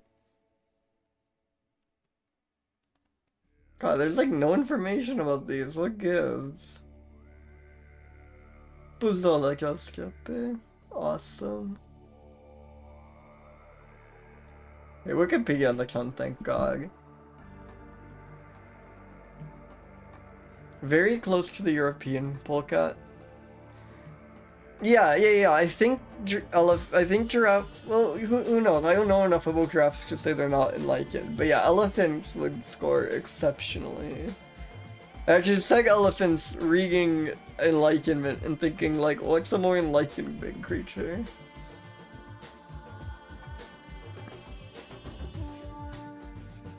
Elephant, you like it can't get in 1,000 because 250 is reserved for like blue whale in big. Actually, no, blue whale might. I would make a case. I think if we roll blue whale, there is a genuine case to be made that it would get a perfect score Chige, which is insane because I want to reiterate. I have given out 250s ever in any single category for any species I've rolled. And yet, I think I would be prepared to give the blue whale 4. Yeah, enlightened is the only questionable one. But like, purely on vibes, a whale just seems so... Because it's not intelligent, right? We need to get nuanced. If it was intelligent, you'd be right. Dolphins are smarter than whale. Yeah, exactly as Akodon says. The whale is not the most enlightened animal, but I think it's not the smartest mammal, but I think it might be the most enlightened one. Like, it knows ancient wisdom, you know? It's like such a magical creature. I'm thinking blue whale might be a perfect score. Yeah, orca would score very high. Again, like, the only issue is nothing that's not a blue whale is allowed to max out big. Yeah, like the Greenland shark, like, yeah.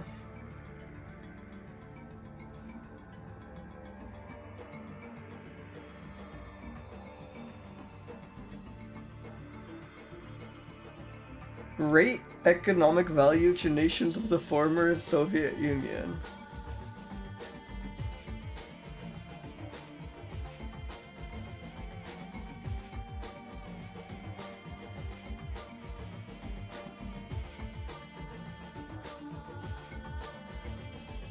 Big rodent eater.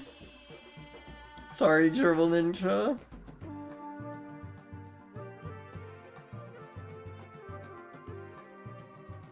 Also birds, including chicken.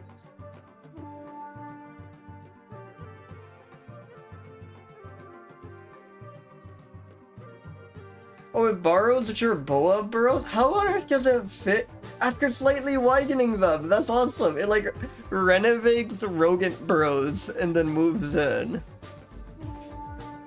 Slightly widening though. It only slightly needs to widen the jerboa burrow. Like, that's so good.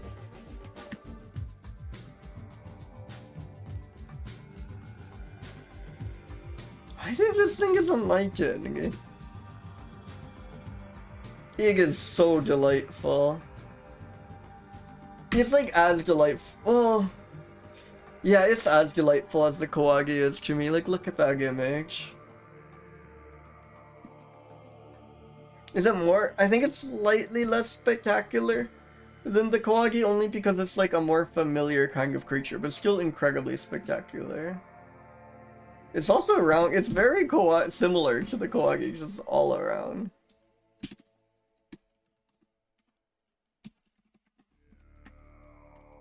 Kills all the ground squirrels just in its area, then moves on to the next place. Doesn't Bilgic's own burrow instead just slightly widens?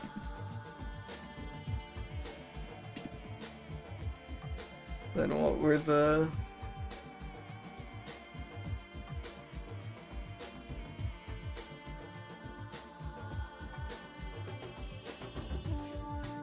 Just slightly widens marmot, brown squirrel, hamster, mole, vole, jerboa, burrows and moves in instead. Yeah, obtain 14 jerboa is a legendary emote. I think that is like the single... I gotta just subscribe to Cherry Scampers, but there are so many wonderful streamers. There's so many people I like wish I was subscribed to, but those do add up. But maybe like next time my Prime sub renews, I will use it on Cherry because like... Yeah, her emotes are incredible. She's a wonderful streamer, and I feel the need for obtain 14 jerboa so often. Like, you have no idea.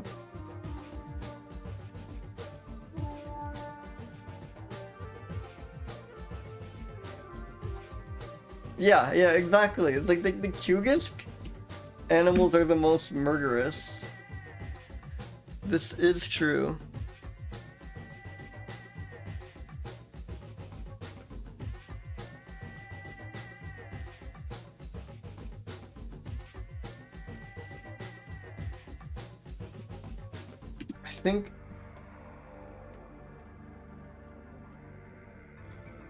I think that's good. Like, these notes are so strong, I don't want to, like, muddle them with other things.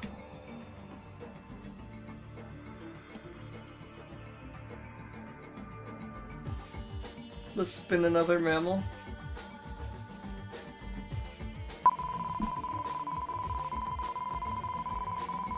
Yeah, one game we'll get the cow bun. One game for sure. Thylogale? Thylogale brownie. Gale is usually bad. Oh wait, no, never mind. Yes, Pagamelon. How many of you are familiar with Pagamelons? Is there one of many wonderful creatures Australia keeps from us? These are just like tiny kangaroos, like smaller than wallabies. Like, look at this one. Look at the Tasmanian Pagamelon. Isn't this awesome? It's like if a kangaroo was a rabbit. I learned of these like when I visited Australia, and I was so pissed they're like not better known. Yeah, they do get all the fun names, like.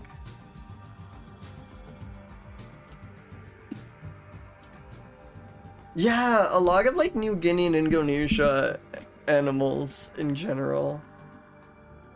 God, I was reading about like blanking on their name. They're like barrow birds. What are they? I was posting about them in the Discord server as well. They're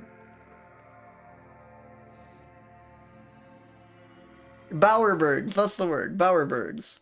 Which are these like birds that, oh god, I can't go extracting. I can't go on my 20-minute bowerbird rant. But they're these birds that instead of displaying with bright colors, like in their plumage, they display with like crazy sculptures. And some species have like color preferences, so like there's one bowerbird that will like gather blue things, like blue feathers, but also just like bottle caps and pens. and like use it in a sculpture display, and all the males will do this, and then during mating season the females will like tour all these little art galleries and like pick their favorite ones. And if like what I should really communicate is, if you ever saw a Bowerberg's bower, you would just assume it's human made because they're like so immaculately constructed and placed. Like, look at this, a bird. And this like one species, this is it's like some Dutch word or something. But this one species loves to take like many piles of things and sort them by color. So I want to re-emphasize this, like, this sorting of the fruits into colors was done like by a bird, not a person. All of this was done by a bird. Which is just insane. Like, this meticulous placing was done by a bird. So yeah, shout out to Bowerbergs. Just, yeah, look at these, So yeah, I was reading about them, and then my favorite one, the one that built, like this one for example, was in like was in West Pop. Hey, thank you so much for the raid, Malibe. Man's always intense. How's it going? I assume more UFO 50. But correct me if I'm wrong. Thank you so much. That would be awesome. Or just like build. Actually, I think building a bower as a human would go crazy. Yeah, I was just talking about bowerbergs. One of my favorite creatures out there.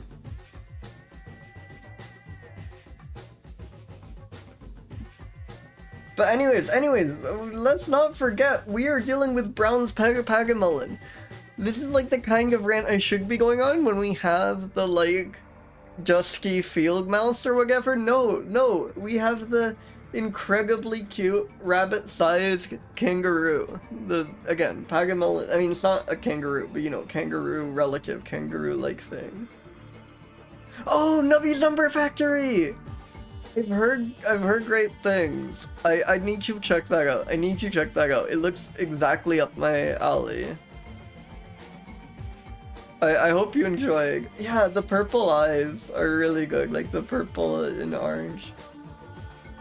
Oh, I'm glad you appreciate bowerbergs too. I love them. I've like only learned of them. I was gonna like get a book on them. They're...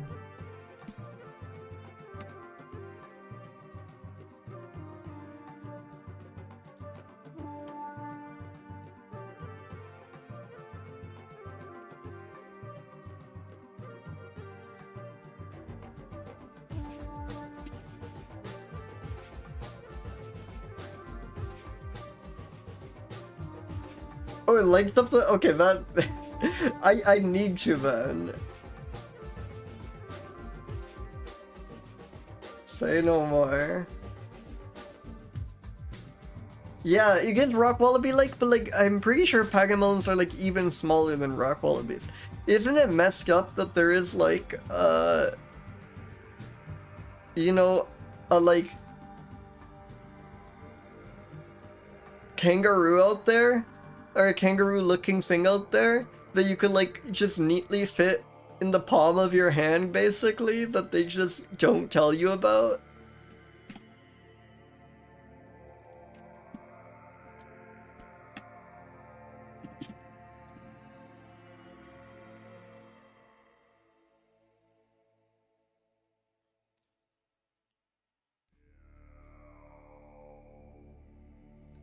Specific activity patterns of the species are virtually unknown?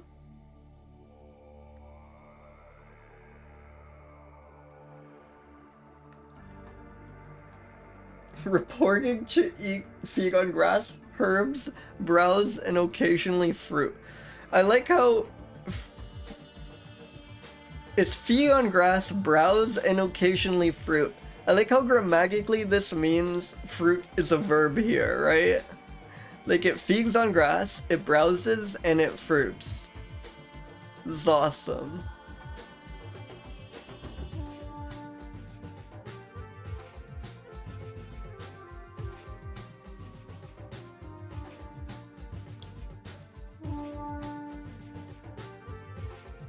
God! Oh, it's it. Oh man, they're hunting. That's so sad. like quite a bit. But yeah. But does it fig? That must be what the occasional fruits are, right?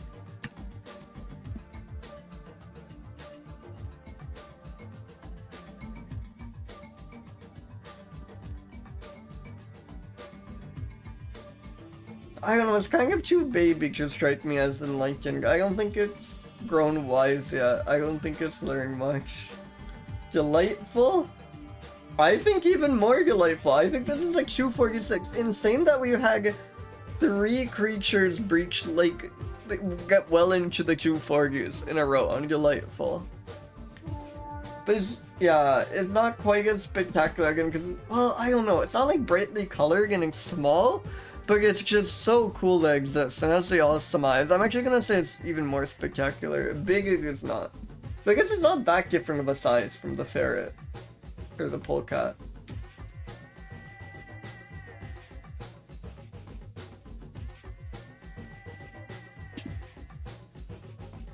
Feeds on grasses, browses, and fruits. Look at those eyes. I say this like every time Hagamelons come up, but insane that there are rabbit-sized kangaroos out there and like no one tells you this.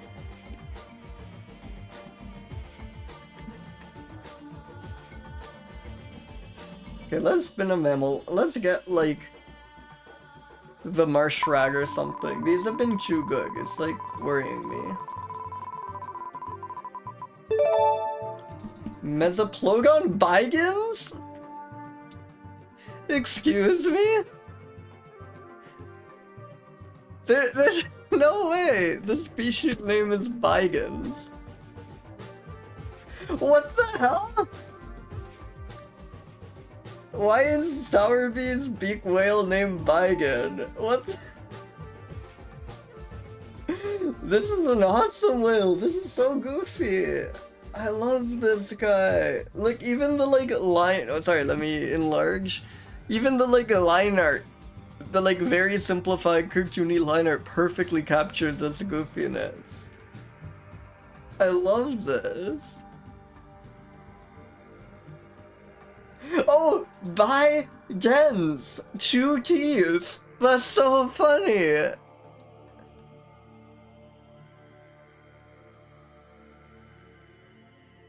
By gens. I just assumed it was like named after some other bygone.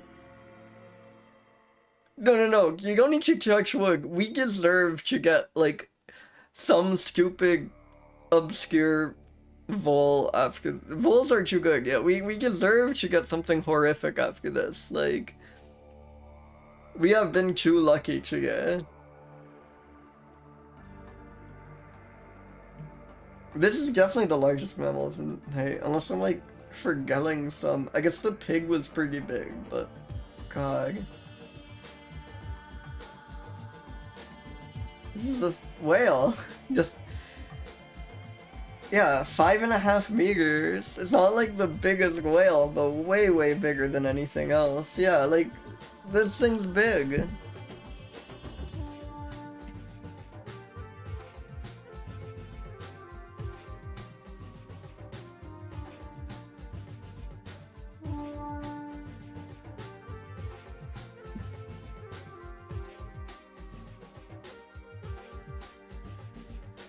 Reclusive creatures that are rarely psychic. Look at this one breaching though, oh my god.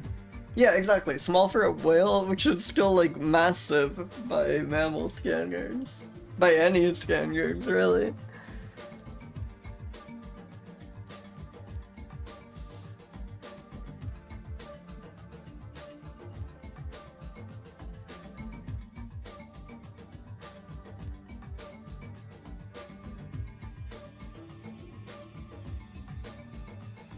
Let's see what photos there are of these. I really like just the illustration here. I might go with that.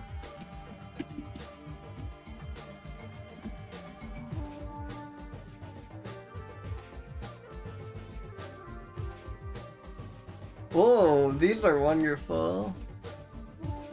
Look at that.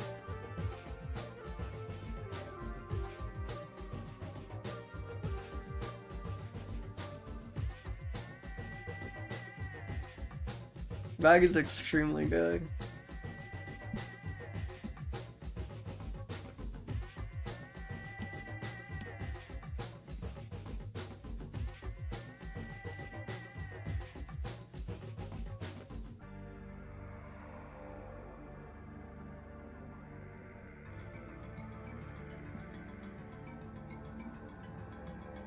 Let me just buy Ryan Zucker.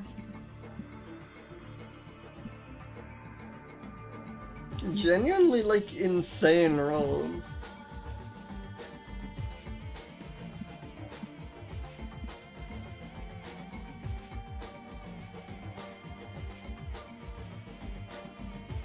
So there's some mention of cookie cutter. Yeah, this has been like the second whale we've read about that has like pronounced scarring from cookie cutter sharks. Cookie cutter sharks are like the menace of the ocean. Or maybe it's like the opposite. Maybe they're like the least scary shark because they just kind of scratch you up a bit, but you always swim away okay. Maybe the other sharks aren't leaving scarring because the whales aren't surviving them.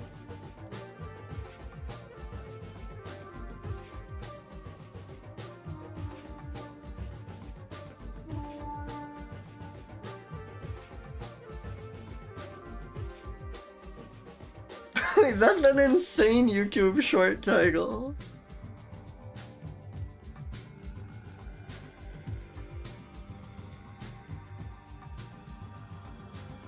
Wow.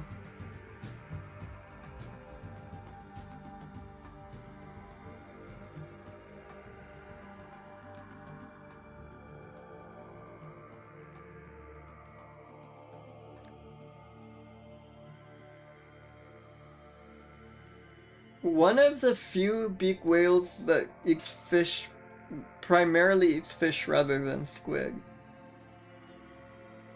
Okay.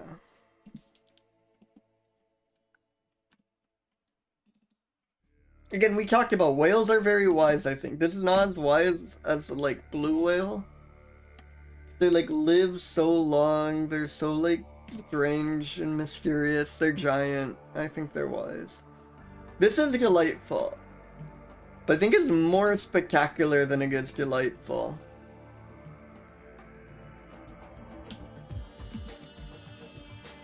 And big, like, it's 5 meters long. It's like a 224 or something. 900, highest score of today, one of the highest scores we've had. We actually got a gam whale, yeah. Bygans. Bygans.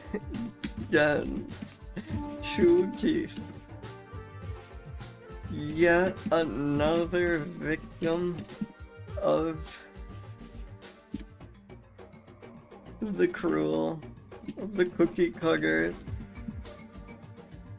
Sharks' viciousness. One of the few beak whales that prefers fish to squid. That's just like a neat fact.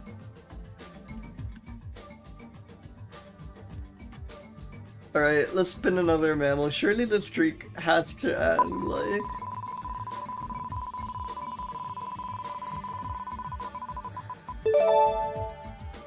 There we go. There's the MYS I've been waiting for. Neuronimus vespucci. Oh god, it's extinct in 1503. What's with... What happened in the 1500s? Because there have been, like, dozens of rodents we got. Is this like a Black Death thing? No, that makes no sense. Oh, this might be an encounter with Europeans in the Americas thing. Jesus. Because I remember another one that, like, it's like Christopher Columbus might have ate it. And this one says Vespucci might have eaten it. Possibly, yeah, it's an introduced rex. It's Ixon, Europeans introduced brown racks which killed off all the other local racks thing.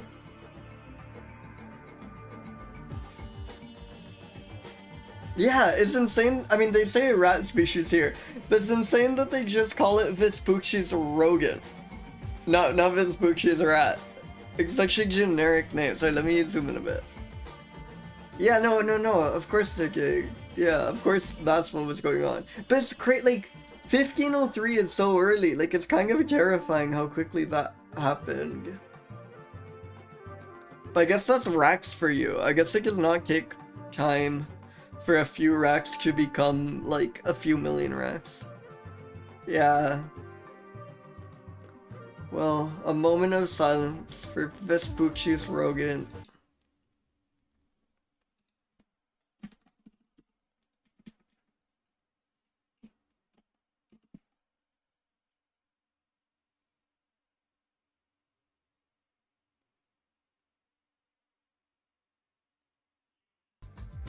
Anyways, I suppose we should just roll another mammal. It's kind of interesting. Maybe you can read a bit more about it. It's just on this like one island off of Brazil.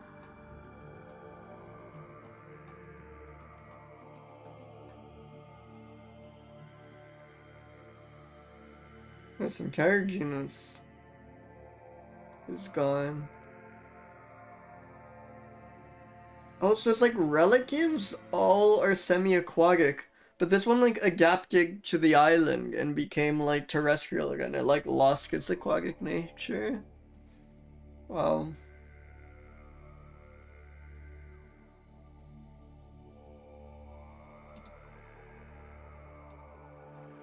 Yeah, let's spin another mammal. Yeah. Oh, no way! Oh, come on! Chige has been... I don't know, maybe this is the panther-like mouse, you know? Yeah, we shouldn't count our chickens before they hatch, but come on! No! Come on! Insane! Just leopard. I was like, oh, I can't believe we got a panther. No, we got leopard. The leopard. Can we get Chiga literally last stream?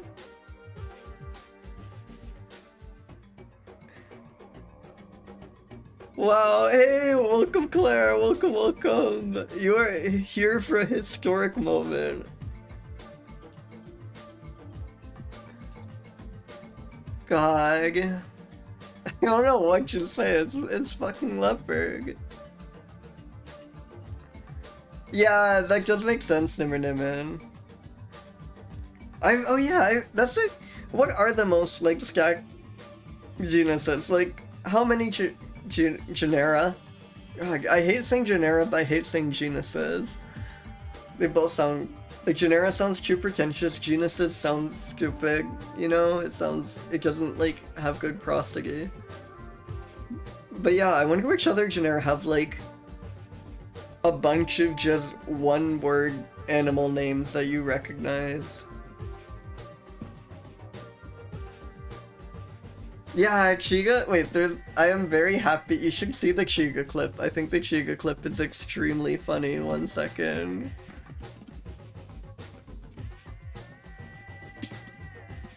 Because I was just like, I rolled Chiga, and then someone. But as I was rolling it, we were talking about figs and like how every mammal eats figs, and someone linked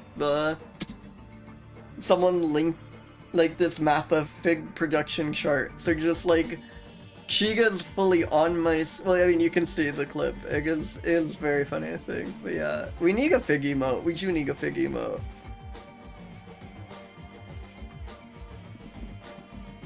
Holy crap.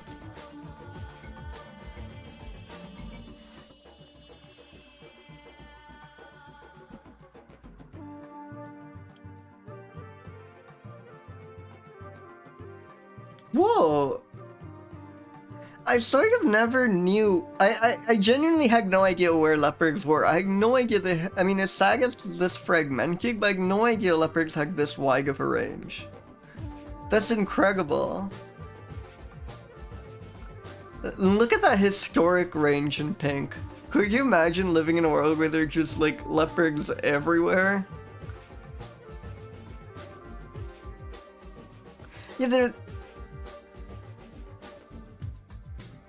Yeah, you need variety, and like, Vulpes is really good, but like, I don't just mean every animal is good. But the thing about Panthera, and I guess spoilers here, these are all just like iconic guys. Like, you know, every like fox or wolf or dog is really good and cool, but a lot of them aren't like, you know, you don't talk about the African painted dog every day, right? These are like 5 creatures that appear by name in like picture books for children, right? And there can't be that many. That's why I'm wondering, how many genera are there like that? How many are there? Like, the gray apes are in a genus, but that's another clade that is close. Like chimpanzee, orangutan, human, and gorilla, all iconic. It's a bit muggy by the fact though that they're like multiple species of gorilla, multiple species of orangutan, multiple species. I mean, chimpanzee and bonobo are both iconic, so that doesn't really count. But these are like 5 individual species that like you learn about in elementary school. That's kind of insane. And I don't think they're like, I don't know if there's any other genus like that. Yeah. I guess like big cat is just a very successful thing to be. Like, I guess that's just like a very good body plan. It can just kind of hunt everything extremely effectively, so they just kind of thrive everywhere. And yeah, leopards are the like more arboreal ones, right? It's awesome and terrifying. These just hang out up in trees.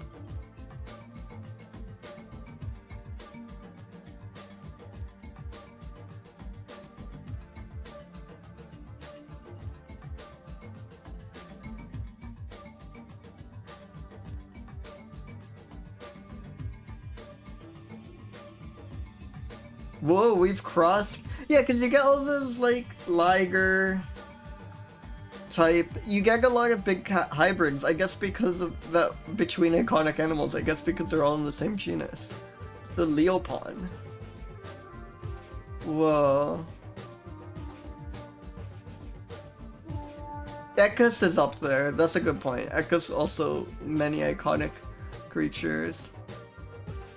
But again, Panthera is crazy because it's each species, right? There's like 3 species of zebra. It's still kind of not the same. It's still not kind of, it's really not the same.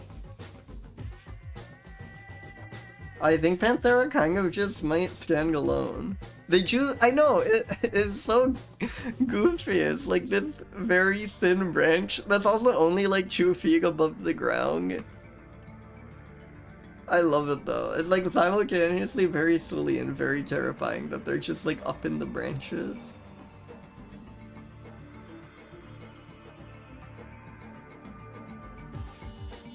They can jump 3 meters vertically and 6 meters horizontally. They run at 58 kilometers per hour.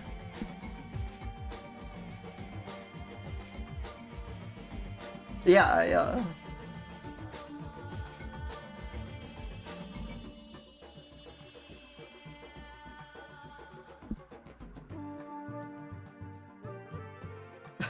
They practice social distancing. They keep 1 kilometer apart? Jeez. But I guess that is the kind of range you need when you're that big. Yeah, Archibald, yeah.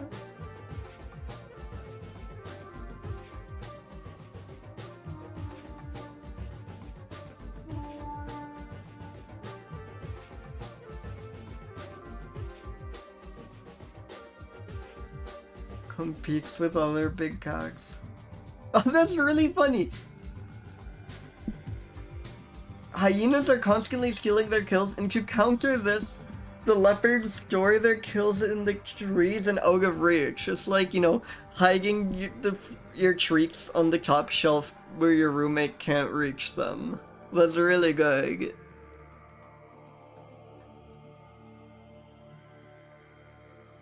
Yeah, our cool African big cat streak is that too.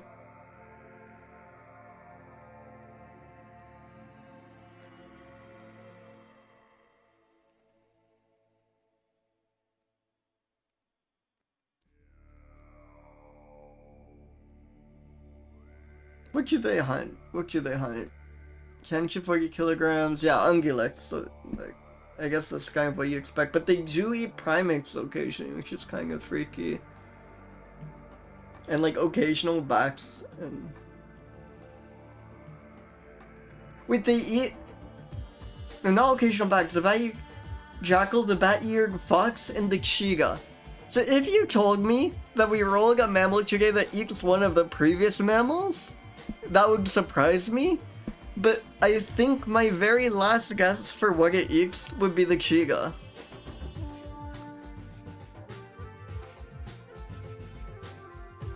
It's insane that we got the chiga, and then it's insane that in the next stream we got something that can successfully hunt the chiga. In urban environments, domestic dogs provide an important food source. Oh jeez. The largest prey killed was a male eland weighing 2,000 pounds. Yeah.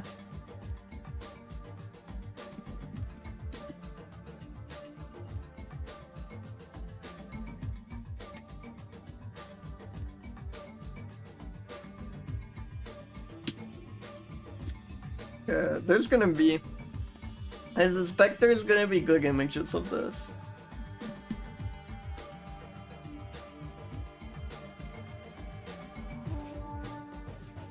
Wait, I just want the leopard because I need to be subspecies.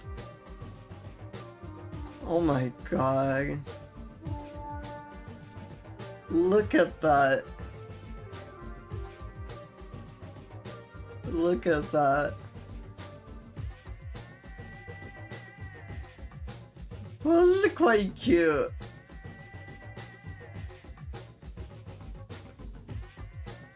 And is this a leucanistic one?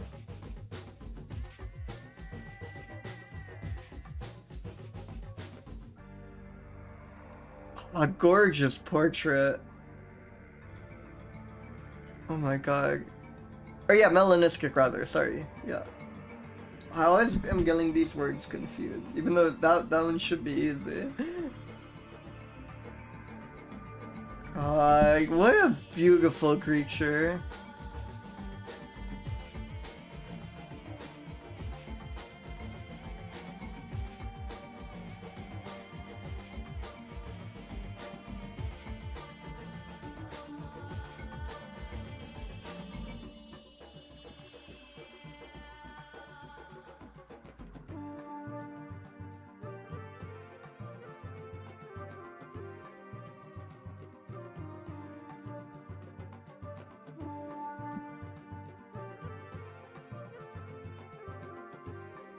Big cats are so good. Insane roll.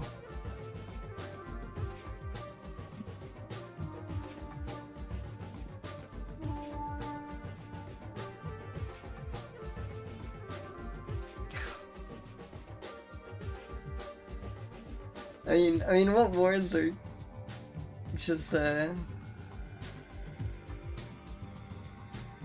yeah, very true, guy.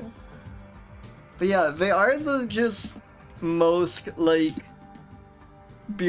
among the most just beautiful animals. Like, look at that. My god.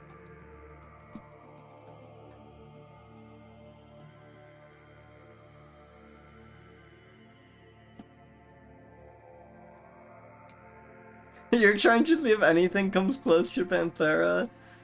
Kidding.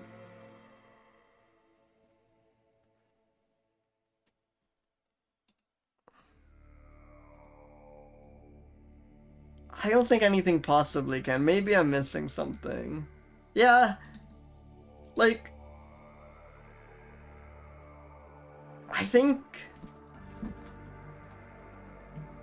Is a lion or a tiger significantly enough more spectacular that I should give this a 249? I think so. I think like an elephant or a tiger or a lion is just beats out. I love the leopard. I'm giving it a 249. Like, but I think so. I think if I'm being honest with myself, lion or elephant does deserve to be one higher than leopard, but holy crap. Delightful, like 246. Big? I mean, it's smaller than the whale actually, right? Maybe I should have given the whale a bit bigger of a, but not much smaller.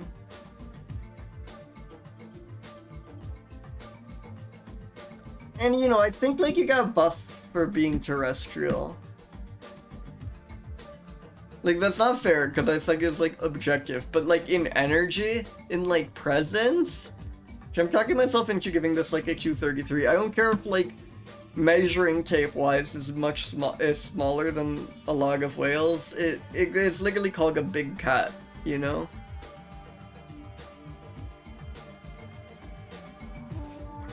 Yeah, exactly, Gerbil Ninja. We have to leave 250 on spectacular for Gerbil.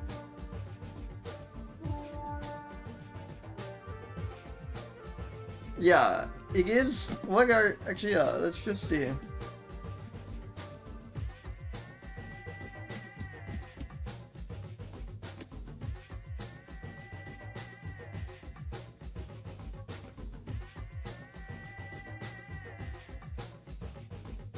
Snow leopards are the smallest, lions are the biggest. Let's get largest cats, there we go. Big is number 5, so fourth out of 5 in its genus. Smaller than a cougar, so smaller than, yeah, the 5th biggest cat.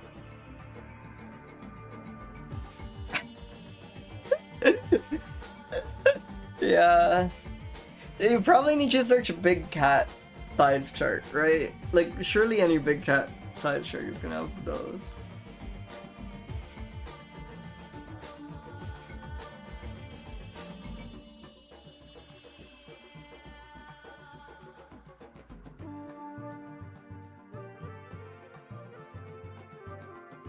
I had no idea tigers were bigger than lions. That's messed up. Lions are always like somehow like smaller than I expect. This has come up before, I think. Yeah, tigers are 4 meters. That's insane. That's terrifying. What the hell? That's like double what I can imagine. That's so scary. I think like in terms of like actually how scary it would be to like be close to one, tiger is unbeatable, right? But leopard is up there. Oh my god.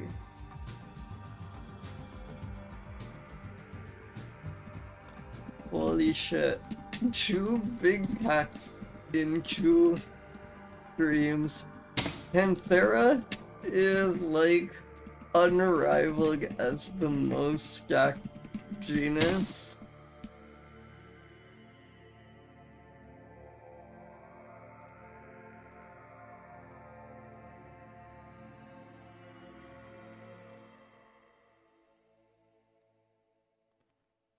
Yeah.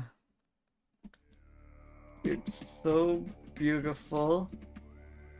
It hunts the chiga.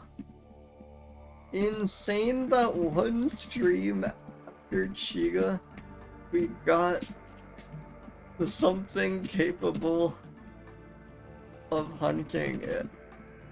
The fact that they love hanging out in trees is simultaneously goofy and terrifying. Oh yeah, I'm very proud of Lamperdium. 964 I think might be the highest score ever. Holy shit, rightfully so. What did Polar Bear get? That was the other one that was extremely high recently.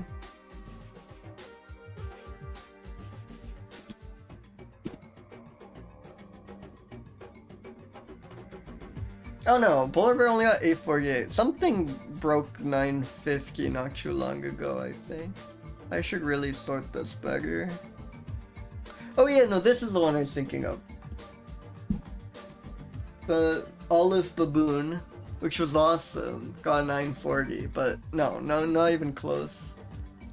Leopard might be the highest score. Yeah, Ursus is up there. Ursus is probably next.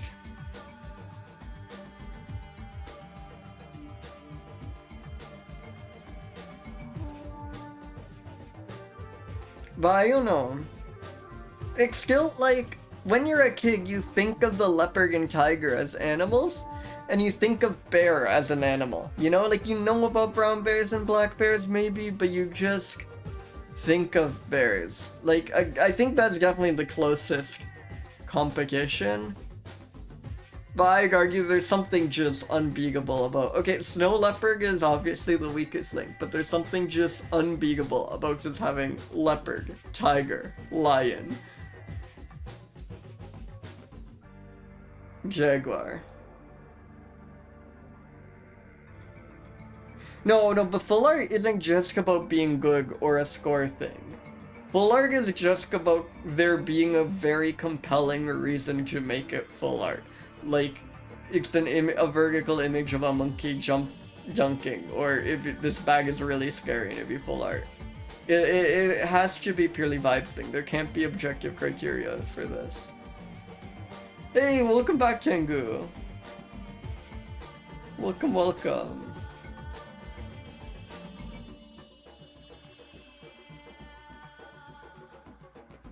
Oh my god, you came back for a good one, is all I can say. Yeah, no, we've run into some many common names before.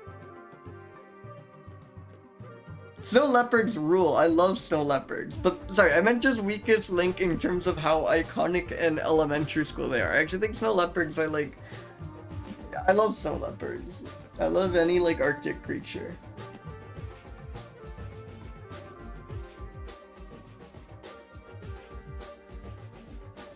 Incredible. Just like, what is there to say? Actually, what there is to say is that an ag break is unfortunately dawning on us. So I will really quickly run that, and then I will be back in 4 minutes to, I don't know, like just roll Homo sapiens or giraffe or zebra or whatever, you know. Yeah, we need the cool-off period. Alright, see you all soon.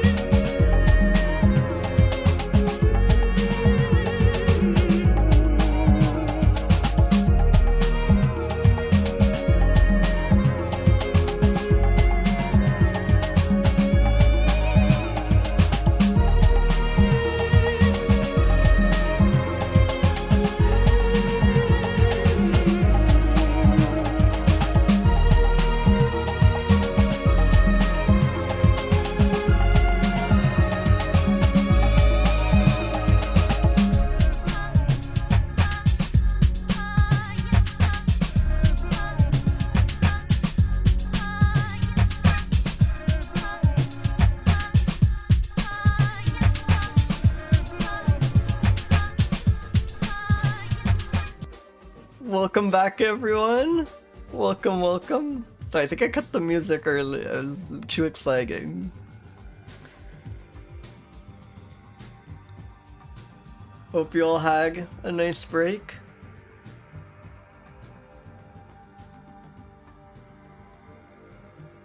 Let's been a mammal.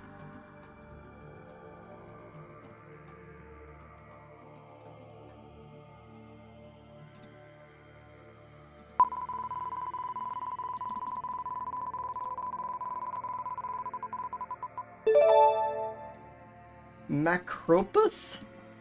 Antilopinus.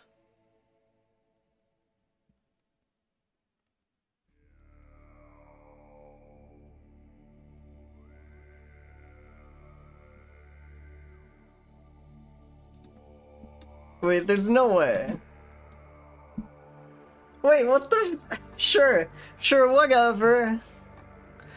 Kangaroo, yeah, this is what all the streams are like. Actually, it's just always non-stop insane animals. I should have realized because Macropa is macropod, though it's now Osphranter. Because a locally common gregarious grazer, hell yeah. Genuinely insane stream. Did you see this scare? Okay, I've told this on stream many times before. Sorry if you heard it, but like when I lived in Canberra for a month. And Canberra is an insane city because there are just kangaroos everywhere. They just hang out there. Wallaroos like between wallaby and kangaroo. Too big to be a wallaby, too small to be a kangaroo.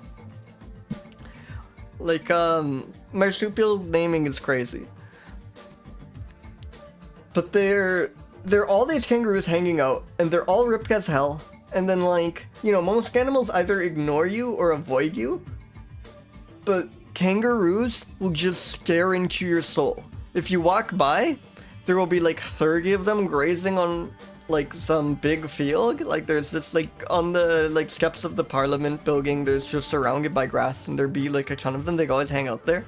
And every time you walk by, every single kangaroo would just turn to like look right at you with like just incredible intensity and just stand perfectly still watching you. It was like terrifying.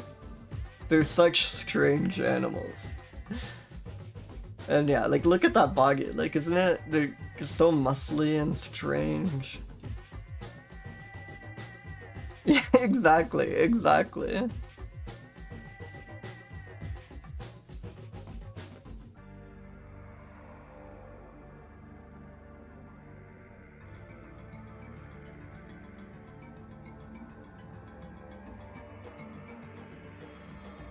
Resembles the head of a mule.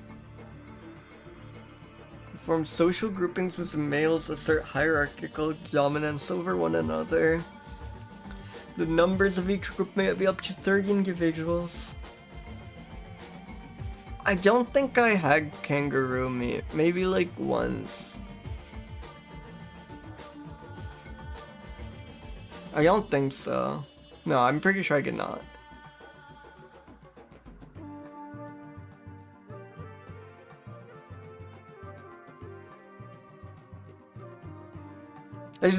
I loved everything about Canberra. It's like the most beautiful nature place, and now that I like care significantly more about critters and animals and know quite a bit more, I really want to go back. I will say the weakest point was probably the food. I think I might have just not known enough locals and stuff, and there were some good restaurants, but that was like and again, it's like kind of a small town, right? I'm sure if you go to like Melbourne or Sydney, you can get just incredible food, but Canberra is not the most exciting food city.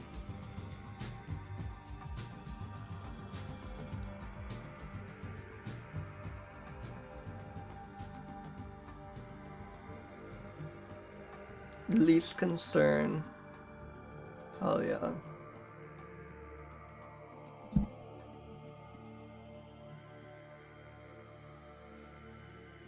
Antilopine is an insane descriptor for a kangaroo. It's like the antilopish kangaroo. God, look at them.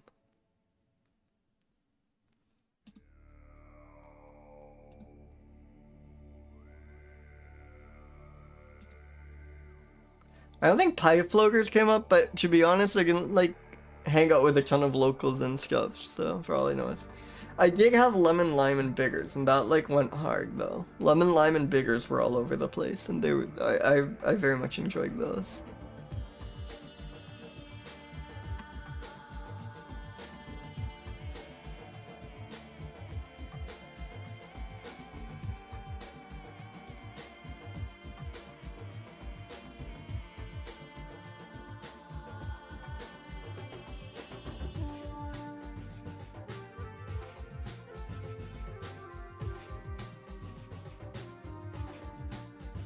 Let's read more about this on GBIF.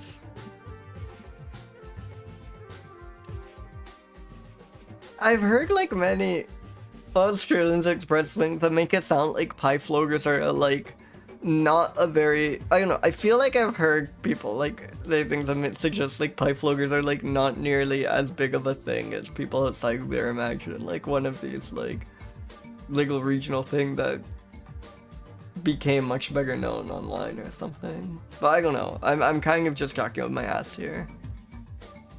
I'm like vaguely remembering something that I'm probably just confusing with something else.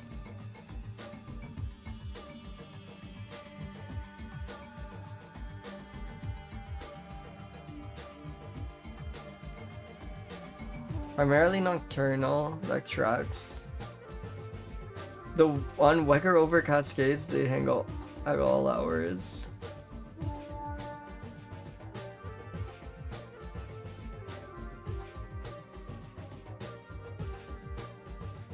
And yeah, see another fire mention. Access to permanent water in recent lake dry season fires are positively correlated with abundance.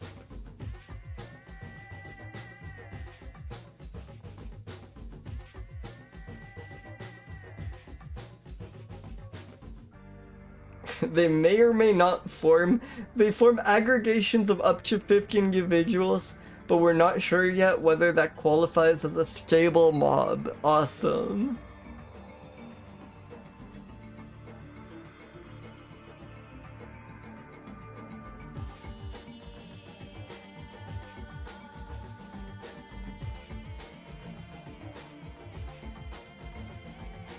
Within, okay, horrific sentence that I'm sorry I'm about to read out loud to you, but males test the estrous state of females by eliciting urination, nosing the stream, and exhibiting overt phlegm and lip curl. They have to nose the stream? Not even the puddle? These are perverts. Mostly grasses, small amount, sometimes a small amount of forbs. I feel it's been too long since our last forb mention. I'm glad they're back.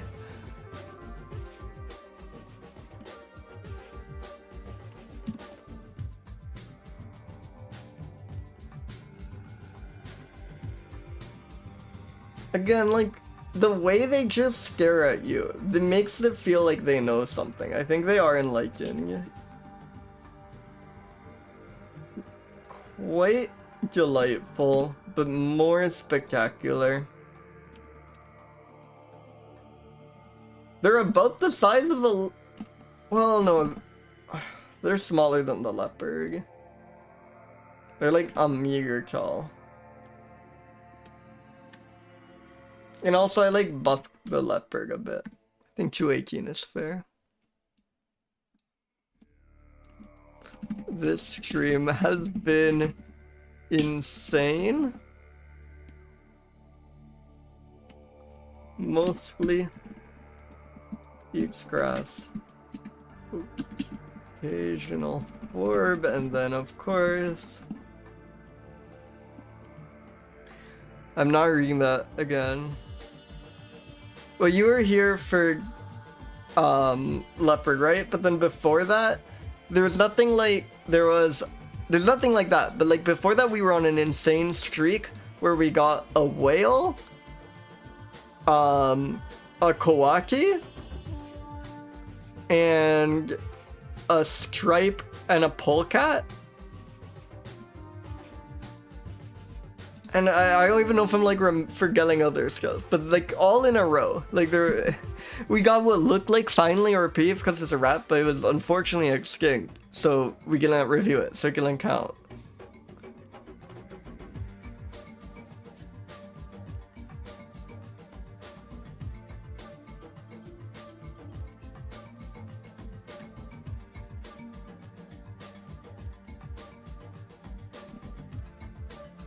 Alright, let's spin another mammal. Oh yeah, the Pagamelon. Yes, that's what I was forgetting. There is also Pagamelon in there. So this is somehow like the second macropod of the stream, I think. Lontra felina. Okay, I don't want to... Felina could, as the species name, could just mean cat-like, so I don't want to rush to conclusion, but what the hell? What the hell? Wait, I was like re-emoted recently. I should have recognized the species name. The insane stream. This is like the only fully aquatic sea otter. Like, sorry, only fully aquatic otter. Oh no, sorry, never mind. I'm thinking of the sea otter. No. The thing I read recently was the sea otter, not the marine otter. Even I failed to heed the warning to not confuse this with the sea otter and went ahead and get that. This is like a rare and relatively unknown otter. This is not quite as like, but still, holy shit. Like I will. Yeah. So one of the only ocean exclusive mammals. Yeah, like.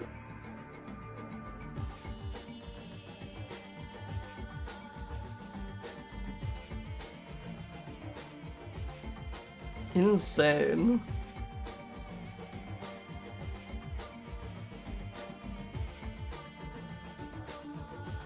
Yeah. Yeah, awesome range. It's like, it's funny. This is like Chile Chew. Chile Chew. Like we need an even thinner, even longer stripe along South America's west coast.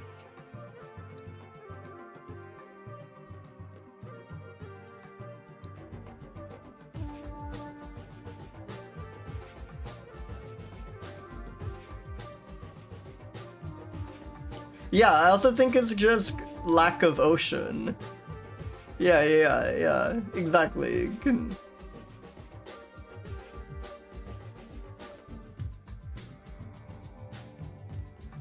They avoid humans. Though some of them do adapt to live in fishing villages. I would love to live in a fishing village that's just regularly visited by marine otters.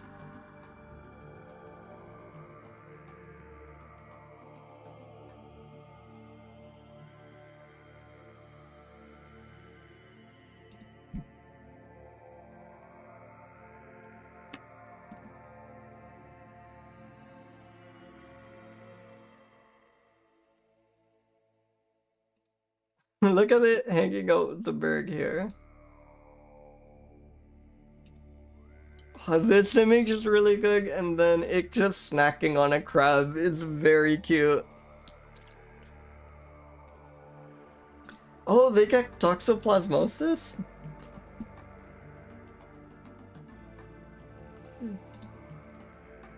I really like this image, it's so cute.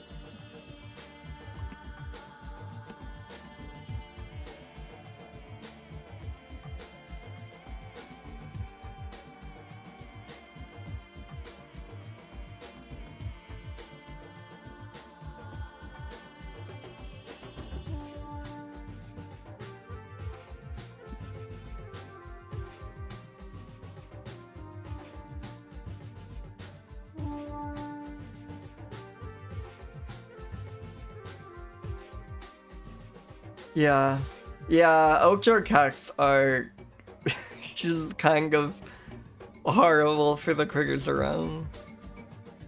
Sometimes, like, jeez. I mean, yeah. It also, like, in some places, it's much more of a concern than others, of course, but alas.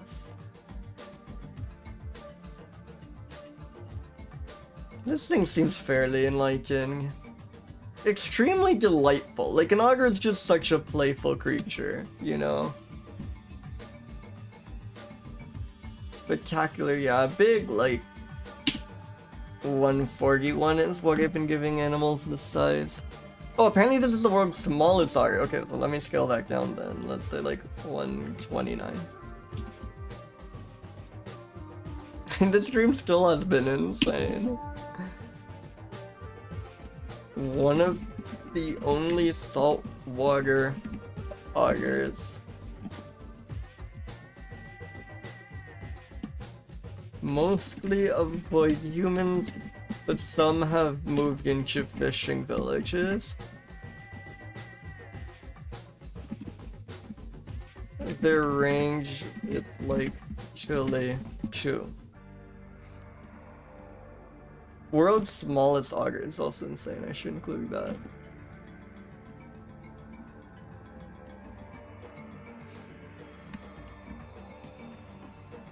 God. That is awesome. That is so good. Let's spin another mammal.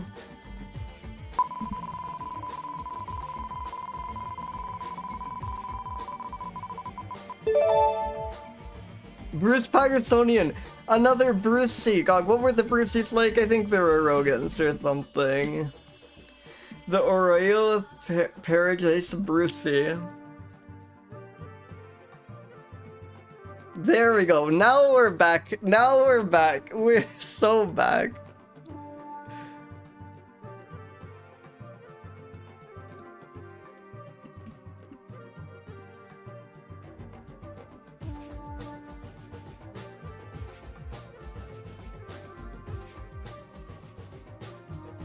Oh, inactive group. Wait, is it not its own species? Okay, iNaturalist doesn't think it's its own species. It's GBIF.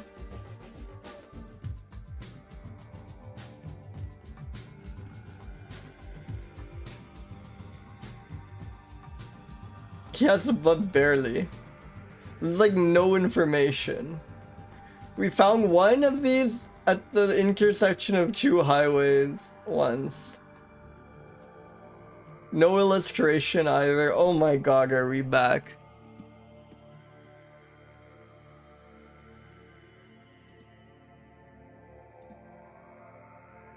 Fair enough, you drew one of the horrible specimen pictures.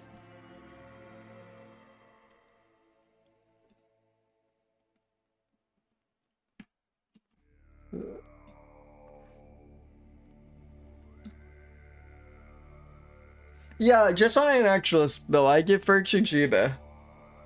For whatever reason, iNaturalist decided this is not its own species, but Jibe still lists it as a species.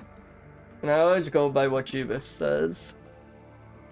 Yeah, I mean, that's just taxonomy for you. There's probably one paper claiming these aren't genetically distinct enough, but it hasn't reached consensus. It's very... I wish things were more cut and dry. I wish it was like less kind of, sure, I'll just pick what this one source says.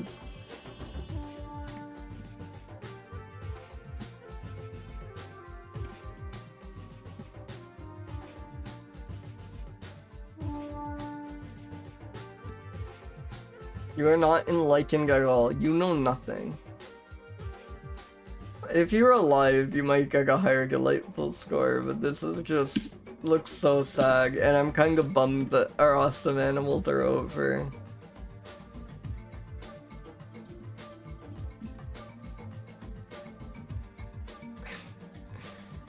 Insane roll after like non-stop leopards and shit. We found one of these at an intersection. Might not even be a species. There's like Zero information about you.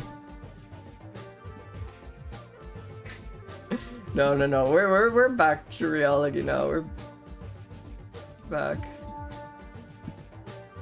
I also think I am getting quite hungry for dinner, so this might be my last roll. We'll see what we got. We'll see how I'm feeling. Might go a bit longer. Sylvilagus.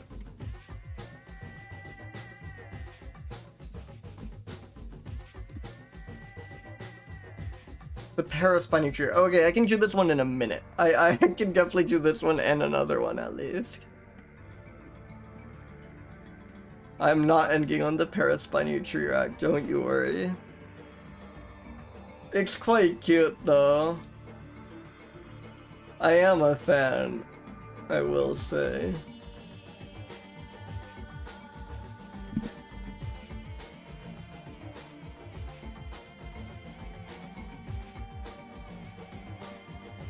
So let me just buy Petropeloso.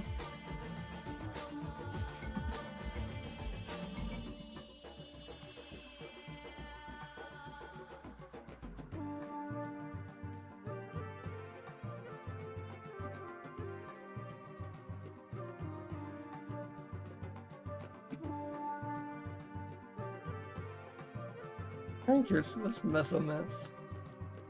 They're the Migglemys. They're the Migglemys. Because they're between Lontra and Atilax, but now Lontra and Atilax are now thought to be the same genus, but somehow these aren't just by being between them. Awesome. Is this like the only observation? Yeah. Thank God it's a good one. Extremely good photos.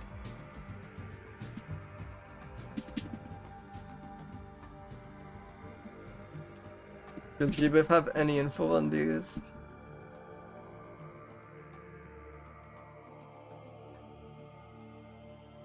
Yeah. Likely omnivorous.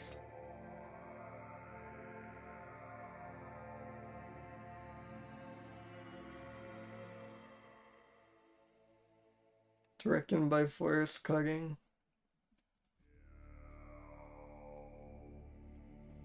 Whoa! It lives way up in the trees.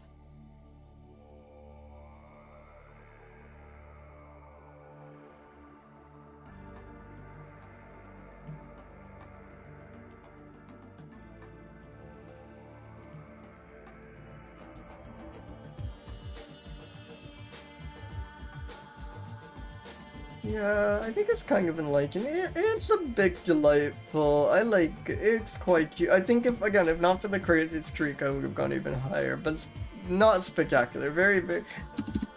I have to give her some credit for like the spines. It's not like the most typical Rogan ever, so I could give it like a 55. Sorry, this thing is not big.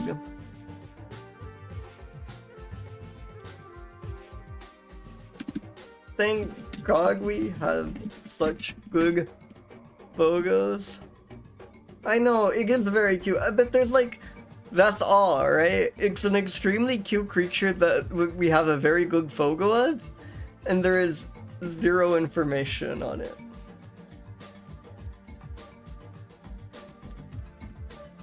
It is very cute. Love the spines. That's kind of all we know. Yeah, most Rogans are pretty cute, but I think this is a particularly cute Rogan, or at least a particularly flattering Rogan image. I agree with most Rogans are cute, but I think this is cute, considerably cuter than the average Rogan. I think this is an extremely cute creature. Look at those quills, look at that. I also love the way it's like clinging to the branch. Sometimes like, it obviously knows what it's doing, but sometimes the Rogans look like so nervous because of how tightly they hug them. Awesome creature.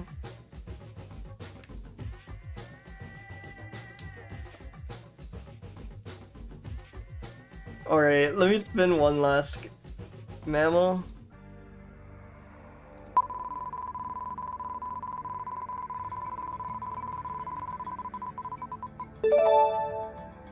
Yeah.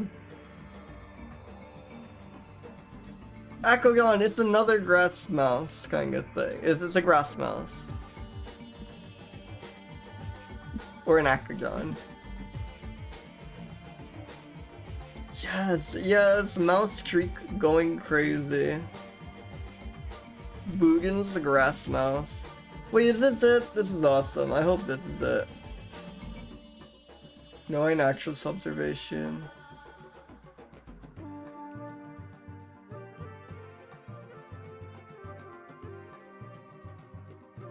No, this is just about the whole genus. They tricked me. Unfortunately, I think we're stuck with another. I mean, wait, I should check if there's. I would much rather GBIF illustration than like a horrible specimen. Wait, is there a live one here? There is! Oh my god! Ho ho ho! Wait, this is quite cute too! Look at how rotund that is! Awesome view too, it's so fun that we're just looking at it from above. It gets trapped.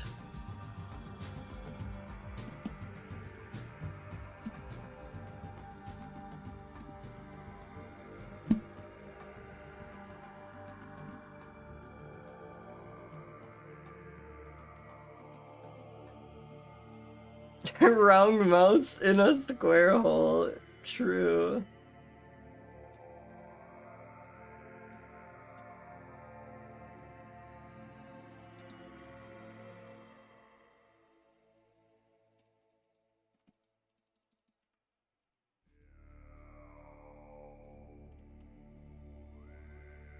Also, I refuse to accept that the common name is a Bugin's Akodon. An Akodon isn't a kind of thing. This is Bugin's grass mouse.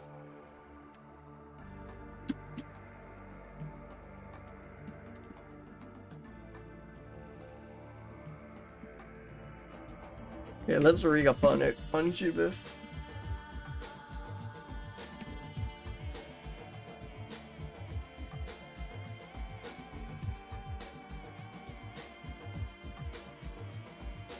There's nothing aside from as usual you can know when their chest keys are Scrogal.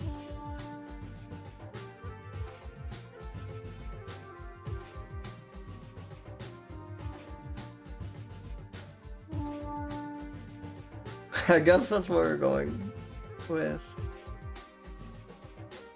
Scrogal chest keys in February and July.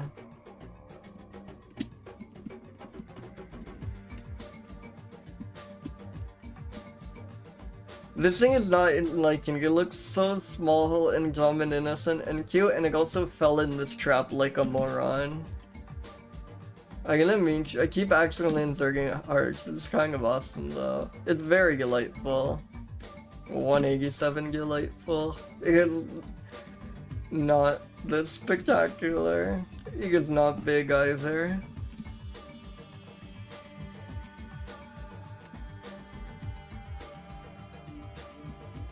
Extremely round. Look at it drop down there. It knows it messed up. Hell yeah. Hell yeah. Insane stream today, my god. Leopard.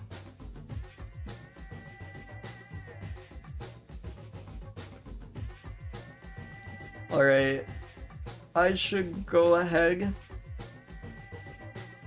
and raid someone and go get dinner ready and stuff, but thank you all so much for coming by. You were here.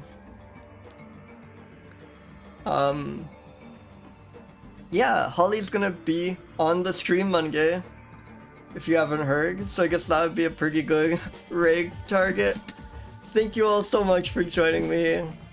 Have a good one. Happy mammals.